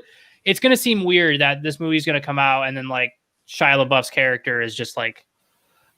I mean, you could just make a excuse that he's off trotting in another part of the world. Yeah, he's also lost in space. Yeah, Harrison Ford seems to be about himself versus the fans. Yeah, and I think it's very true. And I think that's my guess would be he doesn't want some like here's the biggest difference and the biggest comparison. Yeah, Shia is in trouble right now. Yeah, he is in trouble. The biggest comparison I can make to this is why am I blanking on the actor's name right now? Wolverine. Hugh Jackman. Hugh Jackman, yeah. Hugh Jackman does Wolverine and doing Wolverine, and then literally the first thing they ask him is like, should Marvel retire? Like someone asked him in an interview, it was like, should Marvel like retire Wolverine? And he was like, no, I can't wait for someone else to play Wolverine. Like that is going to be a hard role to recast. It will, but to my point, like he immediately was like, boom, someone else should play this character. And then you get Harrison Ford where he makes this role iconic. And then they ask him the same question. His is like, no, it's my character. Mine. Well, so, for Han Solo, he's been trying to get that man killed off for years. That's true. Yeah. He wanted him to die in Empire. Yeah. And then, yeah. Like it was even like, from what I heard, there was difficulty even him agreeing for the Han Solo movie of like getting that guy to play a younger version of him. Like, I guess he ended up liking the guy, but like, I guess from what I heard, there was issues like him even agreeing for a younger version of himself. Like, all right, like, dude, I get it, but come on. But so that's a lot of shows. So the stuff that we'll just briefly mention it first, because there's really not much to talk about, is Mandalorian season 3 confirmed, December of next year. What? And that it's going to be part of like what I guess you would consider a trilogy of shows that will do some crossovers. So it's going to be Arrow, Flash. How makes Harrison go woo woo? Yeah, it's going to be the Arrow, Flash, and Legends of Tomorrow of pretty much. So it's so Rangers of the New Republic. Mm-hmm. Yeah, a year for Mandalorian season 3, unfortunately. Rangers of the New Republic, which I'm very excited about. Yes. And then Ahsoka, which I am less excited about. Me too. Because I've said this to numerous people. I am not a huge Ahsoka fan. Clone Wars is one of my favorite shows. I love Clone Wars. I don't get why she has such a cult following. Like, to me, there's so many more cooler and like just better people in the Star Wars universe than Ahsoka. I guess maybe just because she was technically Darth Vader's apprentice. I think a lot of people viewed her as a role model because her story. I don't, man. Yeah. I don't think you were the demographic, Mark. Yeah. Maybe not. I don't. I mean, I think maybe but it's like I get it. She's more of like an independent Jedi, or was a Jedi who don't need no master. You don't need no council. But it just says all 3 shows, obviously Mandalorian already being a show. They're going to do crossovers with each other. Obviously, Ahsoka already was in Mandalorian. So obviously it's probably just going to be, he makes some sort of appearance. Fanboys have a thing for Twi'leks. I think the Rangers of the New Republic, though, might also include Cara Dune. Probably. She signed. Yeah, she did sign. So probably. And that's obviously going to be like the little tie-in there. All 3 of those shows. So Ahsoka will be good, but if I'm thinking like in terms of the ones that I'm going to enjoy watching the most, is obviously going to be Mandalorian season 3 and Rangers of the New Republic. Ahsoka I'm going to watch because it's going to have different Star Wars stuff in it, but I'm not going to like be waiting on pins and needles for. I think it's going to be the one exploring Jedi more, which I'm really excited for. See, I'm not, because I'm 100% # Darth Vader did nothing wrong. And those people on Alderaan had it coming. We're getting to it, Justin. Calm yourself. There's like 7 more shows to talk about, man. They announced like 12. About Ahsoka is the only thing I'm not excited about is Rosario Dawson. Really? I thought she did great. No, I think she did good. She did good. But I just preferred. Don't like her. Oh, okay. As Ahsoka. Yeah. I think she did as well as she could, but when she came out on screen, I was like, Yeah, I think to Mark's thing, it's just my thing is like Mark said, like it's weird. Mark's thing that he's looking forward to, the exploration of Jedi, is the thing that is the thing that I'm not looking forward to, because I'm so sick of hearing about the Jedi. I just want to like I'm Revan, Darth. Hearing about the Jedi that are named Skywalker. Yeah, like Revan, Darth. Like Jesus, just do a Revan show. Like just give me my damn Revan show. I 100% agree. I'm really tired of hearing about Jedi from Skywalker on.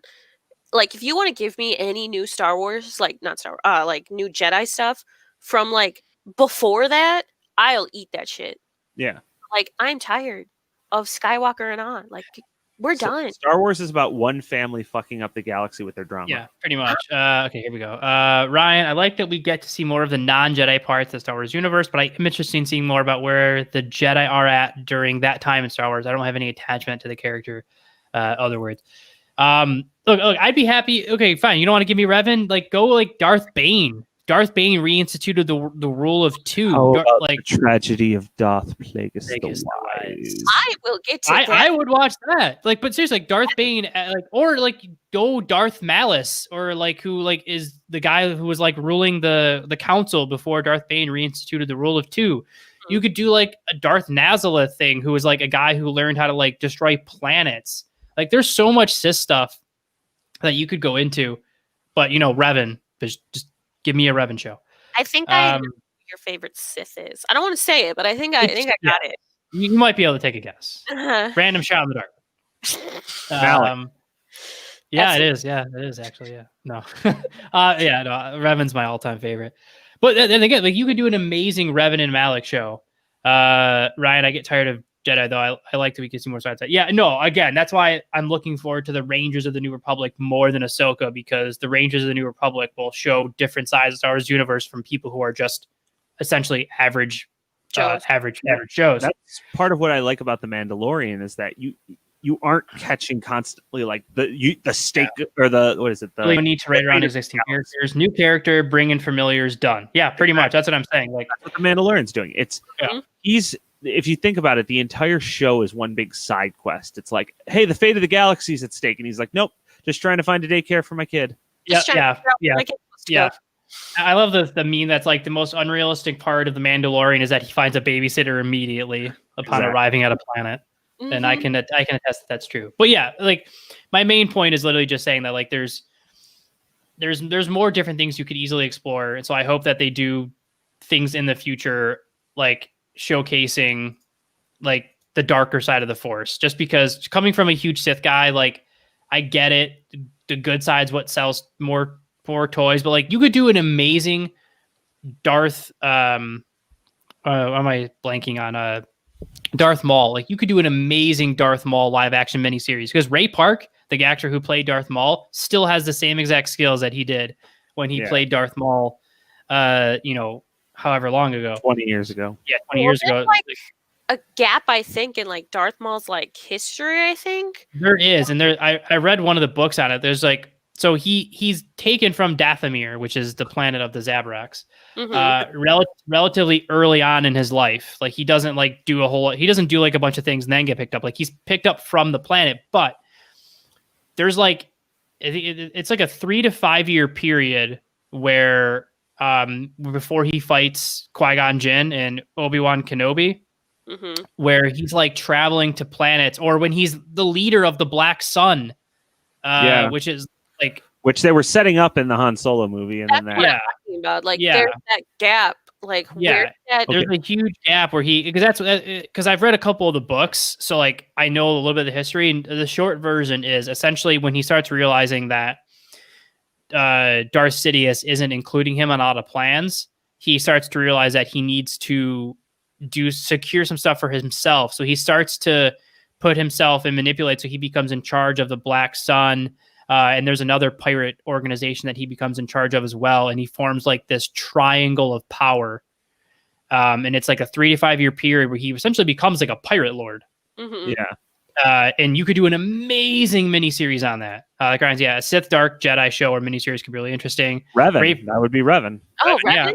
Revan. What? Who said that? Revan. Ray Park does like what you were saying about like we only know like part of the story and like a bunch of there's like a gap in his thing. I just imagine like a scene of him getting cut in half, and it's just like you only know half the story. Oh my god! But then they follow his legs, and the whole show is what his legs are doing. Oh Just what happened jeez. to his legs? Where did it Oh go? man. All right. We'll move on just to like 5 more to talk about. Sorry, I keep getting sidetracked.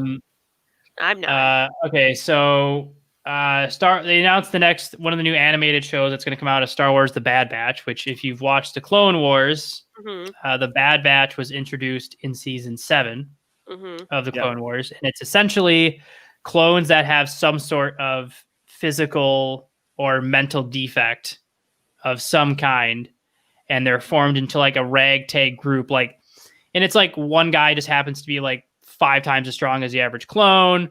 One guy has a mental defect to where he can do like advanced computations in his head and understands like way more about how technology works. And then they introduce that Fives gets into it. So it's going to be just a new animated series continuing like from where the Clone Wars essentially left off. Yeah, story around Mara Jade. We don't know if she's erased. They've been bringing a lot of stuff back. Like they just referenced who's the guy? I'm blanking on his name. They just referenced him in the Ahsoka episode. She said, "Where's Admiral Thrawn?" Admiral Thrawn. Yeah, oh my god, I was so excited. Thrawn is so. I read the Thrawn miniseries that Marvel did like 2 years ago, the 6-issue comic miniseries. Thrawn is such a good character. Yeah. Oh my god, such a good character. That's probably going to tie into Ahsoka's series. 100%. Season 1 is going to be her trying to track down. Yeah, it's going to be her trying to track down Thrawn. I honestly, no joke. I will watch that show and I will just be like, hey, man, knowing that this can't happen because the show's based on, I'm like, man, I hope Thrawn kills her and just like takes over and just. And then season 2 is just Thrawn. Season 2 is just the Thrawn show. He just shoots out the title card and just says Star Wars Thrawn. Honestly, I would pop so hard if he just kills her and then just shoots the title and it changes to Thrawn. I would pop so hard. I would not care at all. We need Benedict Cumberbatch to step in. So Bad Batch, it'll be good. Star Wars Andor, which I know nothing about. Only that it's Andor from Rogue One. Oh, yeah. That's the only thing I know is that it's starring the person from Rogue One, but I don't know what the show is going to be about. It said it was supposed to be like a spy thriller, but when you like looked at when they like showed whatever it was, it said that they are already filming like 2 weeks in. I wasn't getting spy thriller vibes from what they were showing so far.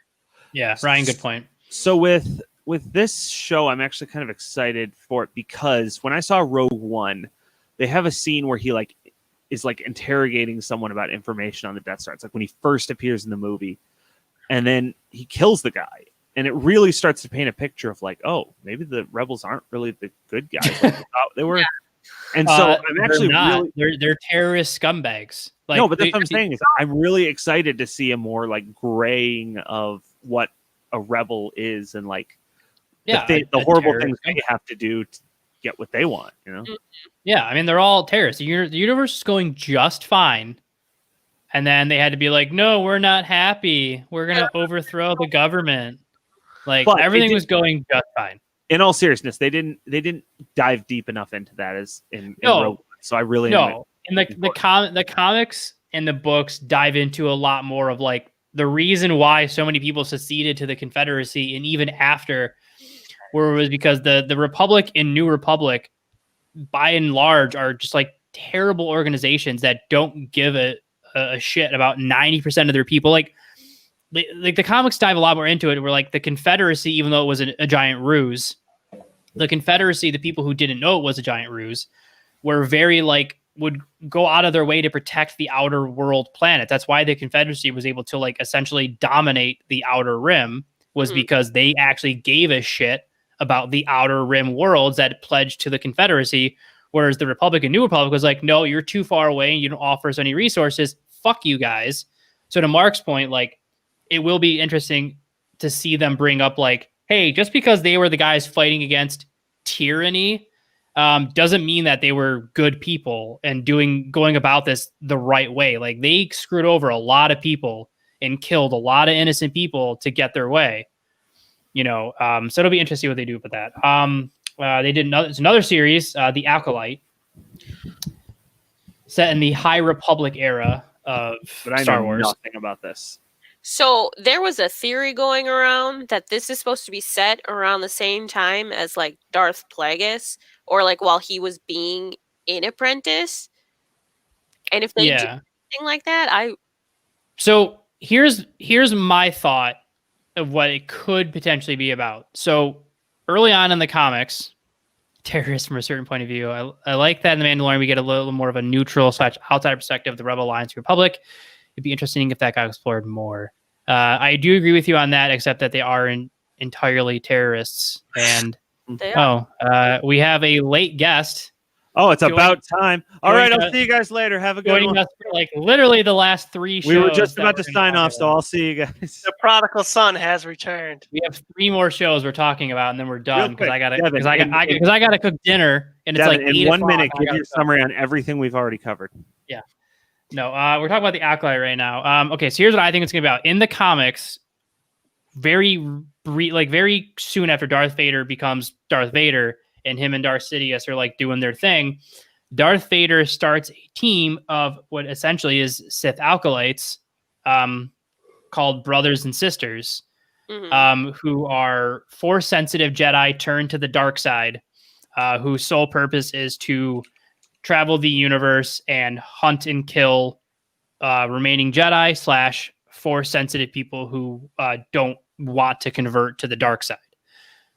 So my theory on the Acolyte, and this is only because the title was like red and black. Sith colors, yeah, absolutely. So my only theory is that the show could be based on that team of Sith acolytes traveling the universe, hunting down Jedi survivors. That's my theory. Yeah, I mean that's better than what I've got. I admit I haven't seen a lot of the extended universe stuff for Star Wars, so. Yeah, and again, that it's a stretch because this is only something in the comics of what the Acolyte could be. But that's just my theory, and it's literally only based on the fact that the title is red and black. Okay. But we'll move on to probably one we'll talk about for a few minutes. But we do got to wrap up because I do got to cook. So Hayden Christensen is returning as Darth Vader in the Obi-Wan Kenobi series. Justin, we're talking about it now.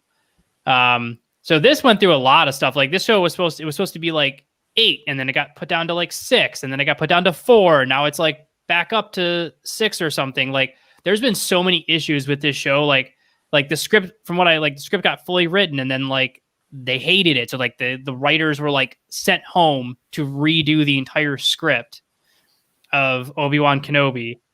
It's because it's such a big deal. Like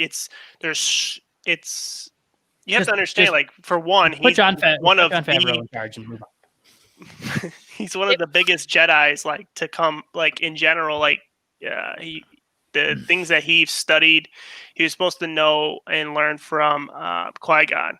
And so it was such a big deal for this. So they have to just get it just right, or else it's just going to be a big flop and everybody's going to be pissed. Everyone's trying to figure out if, like, he's going to return as Darth Vader as, like, real, like, in the same time frame Darth Vader, or is it going to be like just like him hearing about something? Like people are wondering, like, are they going to be sharing a screen together? Because in the comics, he never sees, like in the lore, he never, in canon, he only hears that he survived and became Darth Vader. Like he hears about it. Like I think in the comics, he's in some cantina, either on Tatooine or somebody else, and he hears, like he sees like a message like playing on the TV talking about Darth Vader, and he sees him and recognize and like just knows through the Force that like that's Anakin and that Anakin survived, but he never actually like interacts with him again until Darth Vader kills him.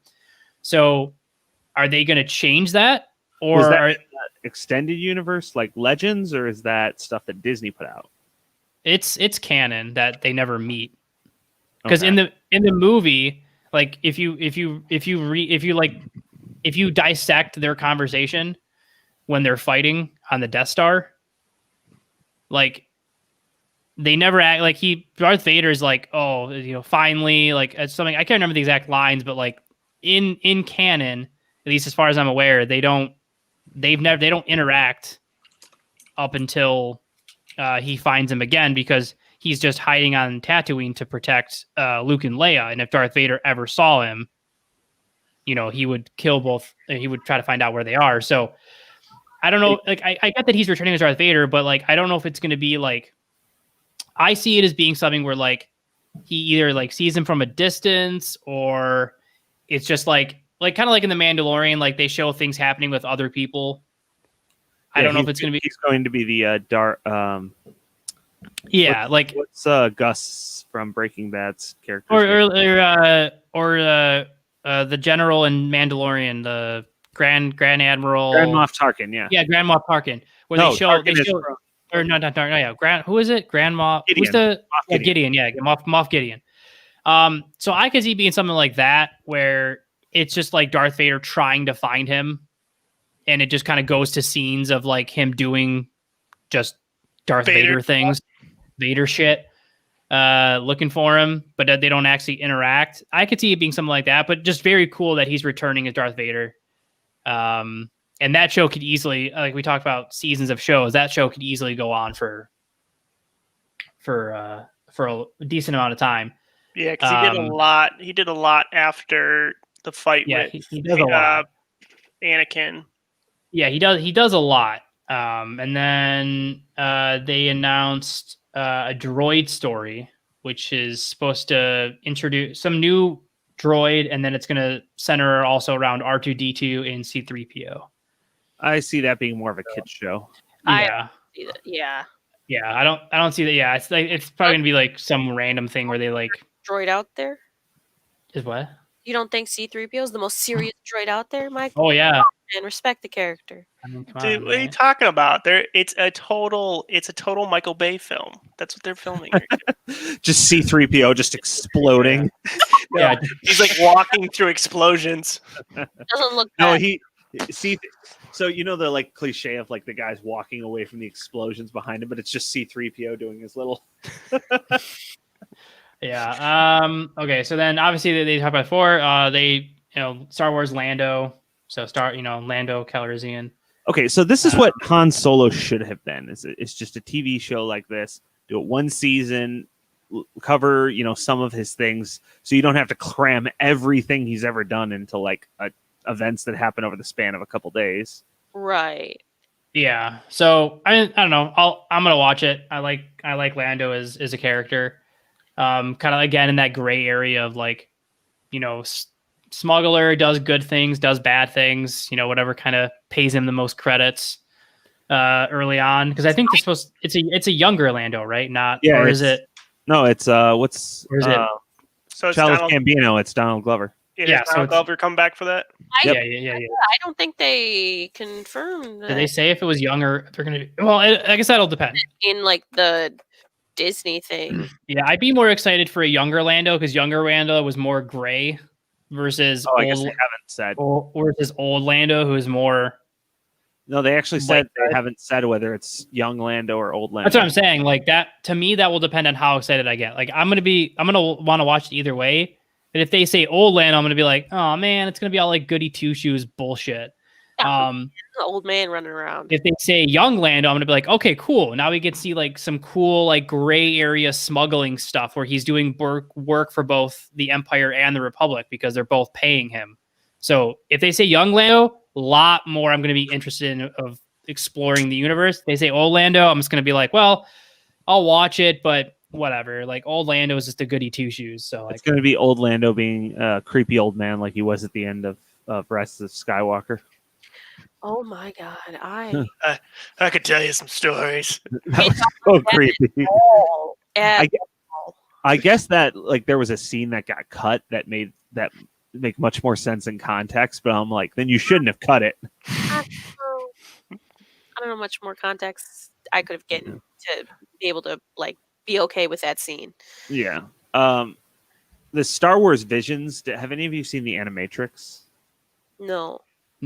Okay, so Animatrix was like a series of anime or anime inspired films, short films that all took place in the universe of the Matrix. So some of them took place like before the machines took over, some took place after some.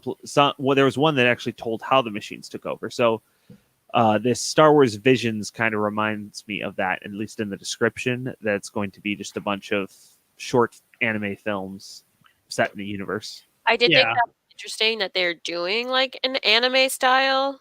Well, it is anime. They're getting Japanese animation studios to do it. But I do think that's an interesting take from everything we have gotten from Star Wars so far. Yeah. Yeah, it's again, and then I'll just mention the last thing coming out, and we can talk about overall stuff. But Star Wars Visions is the thing you guys talk about. That's what it's called, Star Wars Visions. That's the anime anthropology series Anthropology series or anthology series. That's a different thing. That's a Again, tauntaun I skeleton. haven't eaten dinner, and I need to cook. That's archaeology. Again, I haven't eaten. I got to cook a steak, but overall, I don't know. Do you guys think it's too much? Again, I'm gonna watch all those shows, but do you think it's like however you space it out? Is that Wait, too much Mark. to introduce? Are we done completely? Because you missed one big thing. Did I? I thought I got it. Rogue Squadron. Oh, sorry. That was the movie that got announced. Yeah. So Rogue Squadron, December of 2023, and then some other untitled Star Wars movie directed by Taiki Waititi, who's the guy who did like Thor Ragnarok, and he's also directed an episode of Mandalorian and So good. a bunch of other stuff. So he's doing some untitled Star Wars movie. You know what? It's Have in you seen the development. comments on it? No. Oh, he's like, I'm gonna make people cry. Yeah, he's trolling.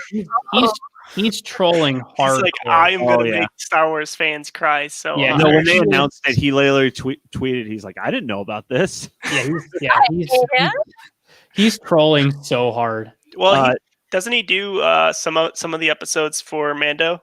Yeah. He did one, but Mandalorian has a different director every He episode. did one in both seasons. I forget which one he did. Yeah, in season but they two. make but every season has a different director. But he did do two, and then some other. And then there's all this briefing about. If you're interested, Disney Animation and Pixar did announce a bunch of other stuff. You can go ahead and check that out. I don't really care about any of that, so I'm not going to talk about it. But Rogue Squadron, though, I'm really excited. Yeah, Rogue Squadron. Yeah, December 2023. Directed by the director of the new Wonder Woman movie. Patty Jenkins is going to be the one that's going to direct Rogue Squadron. So again, that one is one I will be more excited for because it's going to be a goody kind of two shoes thing, but centered less around Jedi and more just around an actual squadron of. Is it just going to be Top Gun in space? It will be, yeah. And then I just want to have the No, I'm not going to lie. Because it'd be a very simple thing to do. You need to make two of them nicknamed Maverick and Goose. I don't care if like they don't have any interaction like Top Gun has, but that has to be their call signs. I want to have this gruff commanding officer character that the two like main characters go into his office and he's on the phone. He's like, I don't care if he does know Biggs Darklighter. He's not flying. He's going to my plane to the. Yeah. Some scene like that referencing Luke to flying with experience. So again, like really quick, because we could easily talk for another hour if I didn't honestly legit. Go make your steak and come back. Steak. But continue talking. You guys continue talking. You'll be good. You think it's too much Star Wars stuff, and what I mean by that is, even though all of them will probably be good, and I'll be excited to watch all of them. Do you think it's like setting up one of those to like potentially be like a huge bomb, having to do so many? Well, which one would you think would be the bomb out of all of those?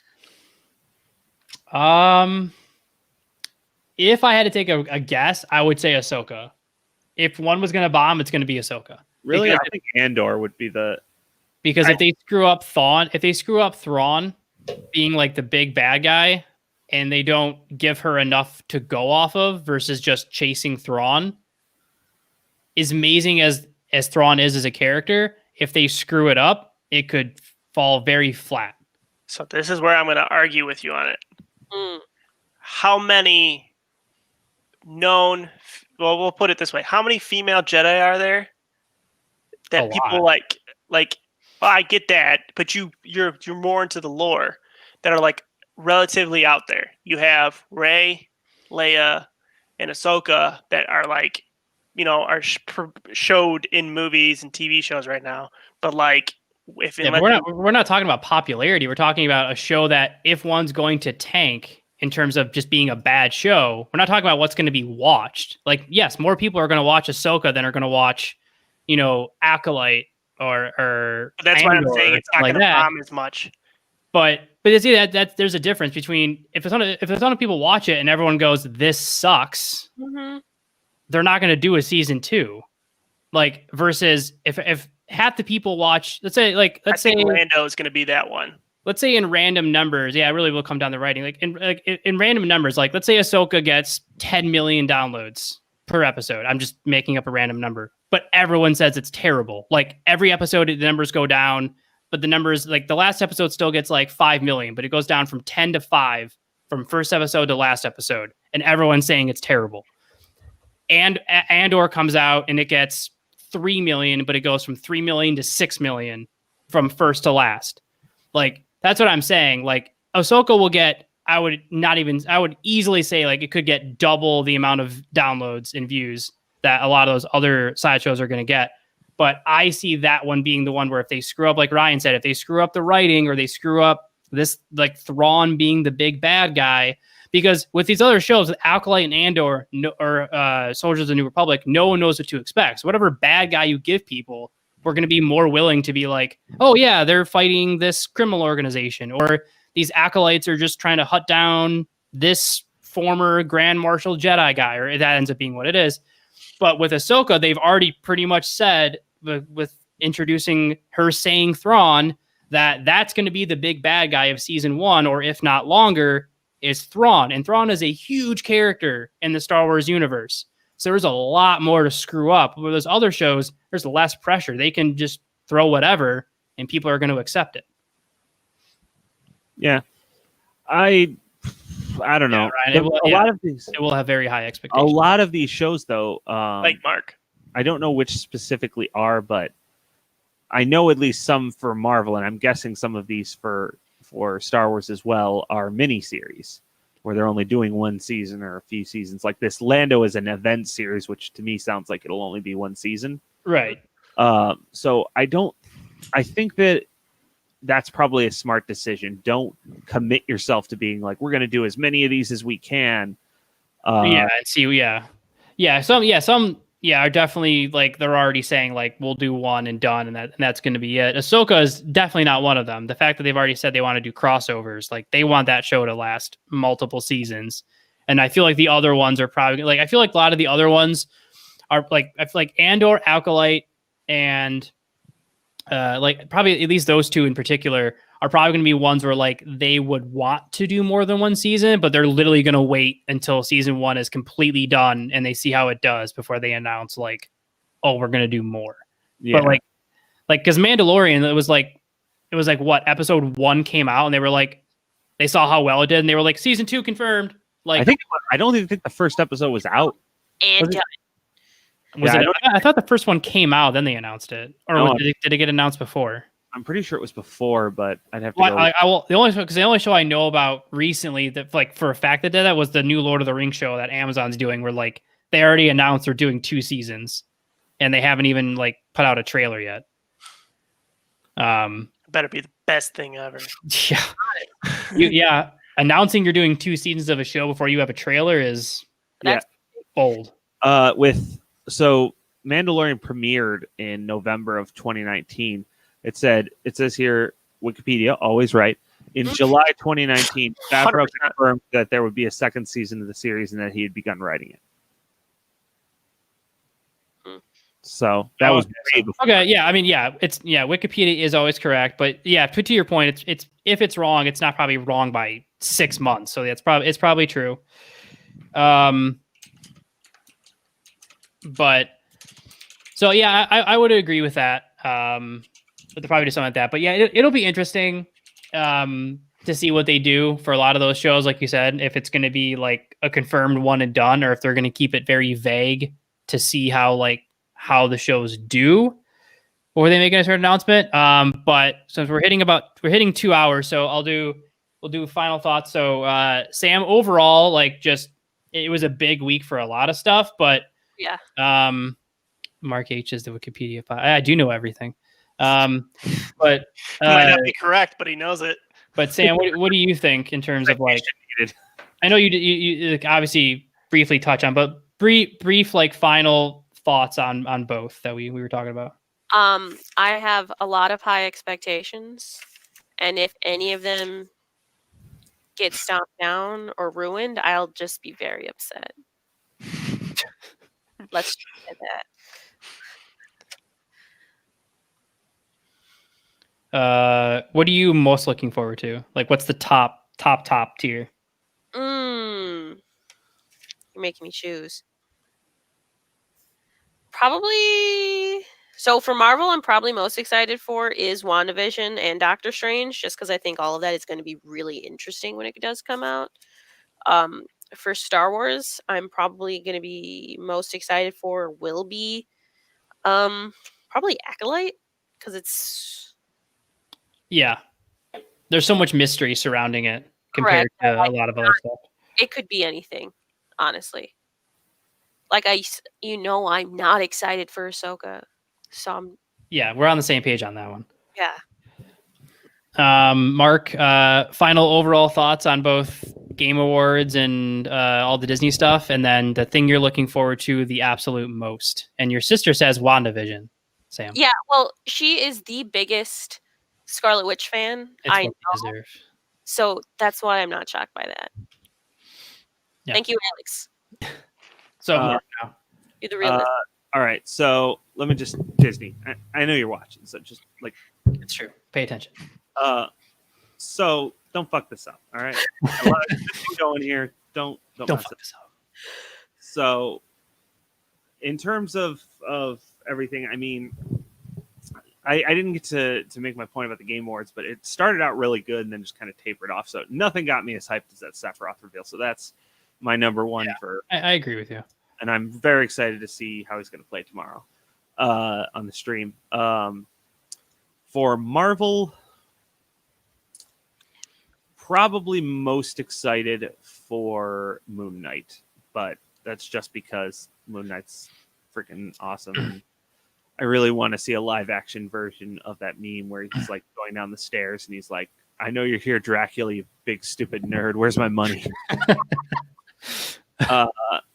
Which I know is not a real line from the comics. Someone always corrects you on that. Yeah, but still, Moon Knight to me is a very interesting character from having read a few of the comics and like reading up on the lore on the Marvel website of like his character and like how it all works and everything like that. Like, I would say like Moon Knight and Nova are probably like two of the more Marvel characters that I would love to see like some sort of live adaptation of, just because their backstories are so rich. They picked a great actor to play him.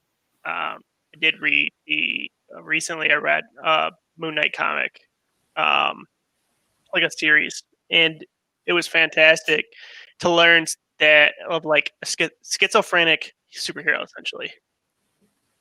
Did they? I don't think they cast him yet though. For the... No, they didn't. No, I thought they stated it was supposed to be the guy from Star Wars. I don't think so. I don't think they cast it. But Sam, what were you saying though?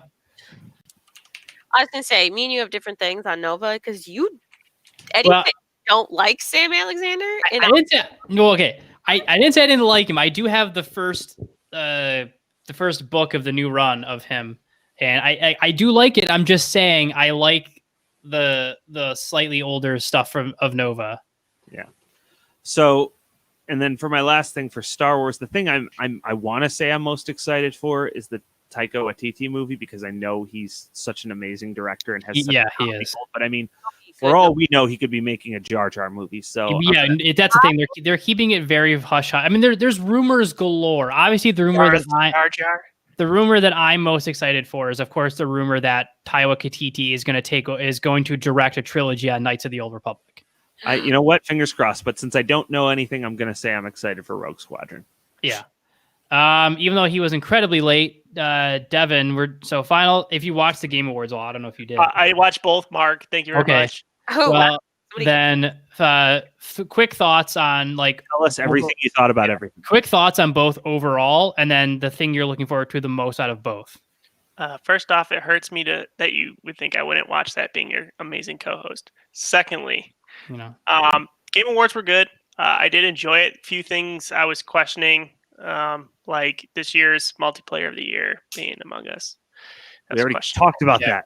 God, move on. Sorry, I wasn't here. But anyway, and then as for Disney, I'm super stoked because of being such a superhero person and Star Wars fan. We've talked about this on prior podcasts and stuff like that. That I'm excited for. Moon Knight is one I'm really excited for. And the What Ifs. I'm pretty stoked about that. I always like the alternate style comic books. Kind of like they do with Batman, getting like Green Lantern's ring, stuff like that. I always find those entertaining. And then as for Star Wars, I'm really excited for Obi-Wan. I'm really excited to see what they end up doing with it and how they're going to actually perform it. I mean, you can't go wrong with Ewan McGregor. So, All right. Sure.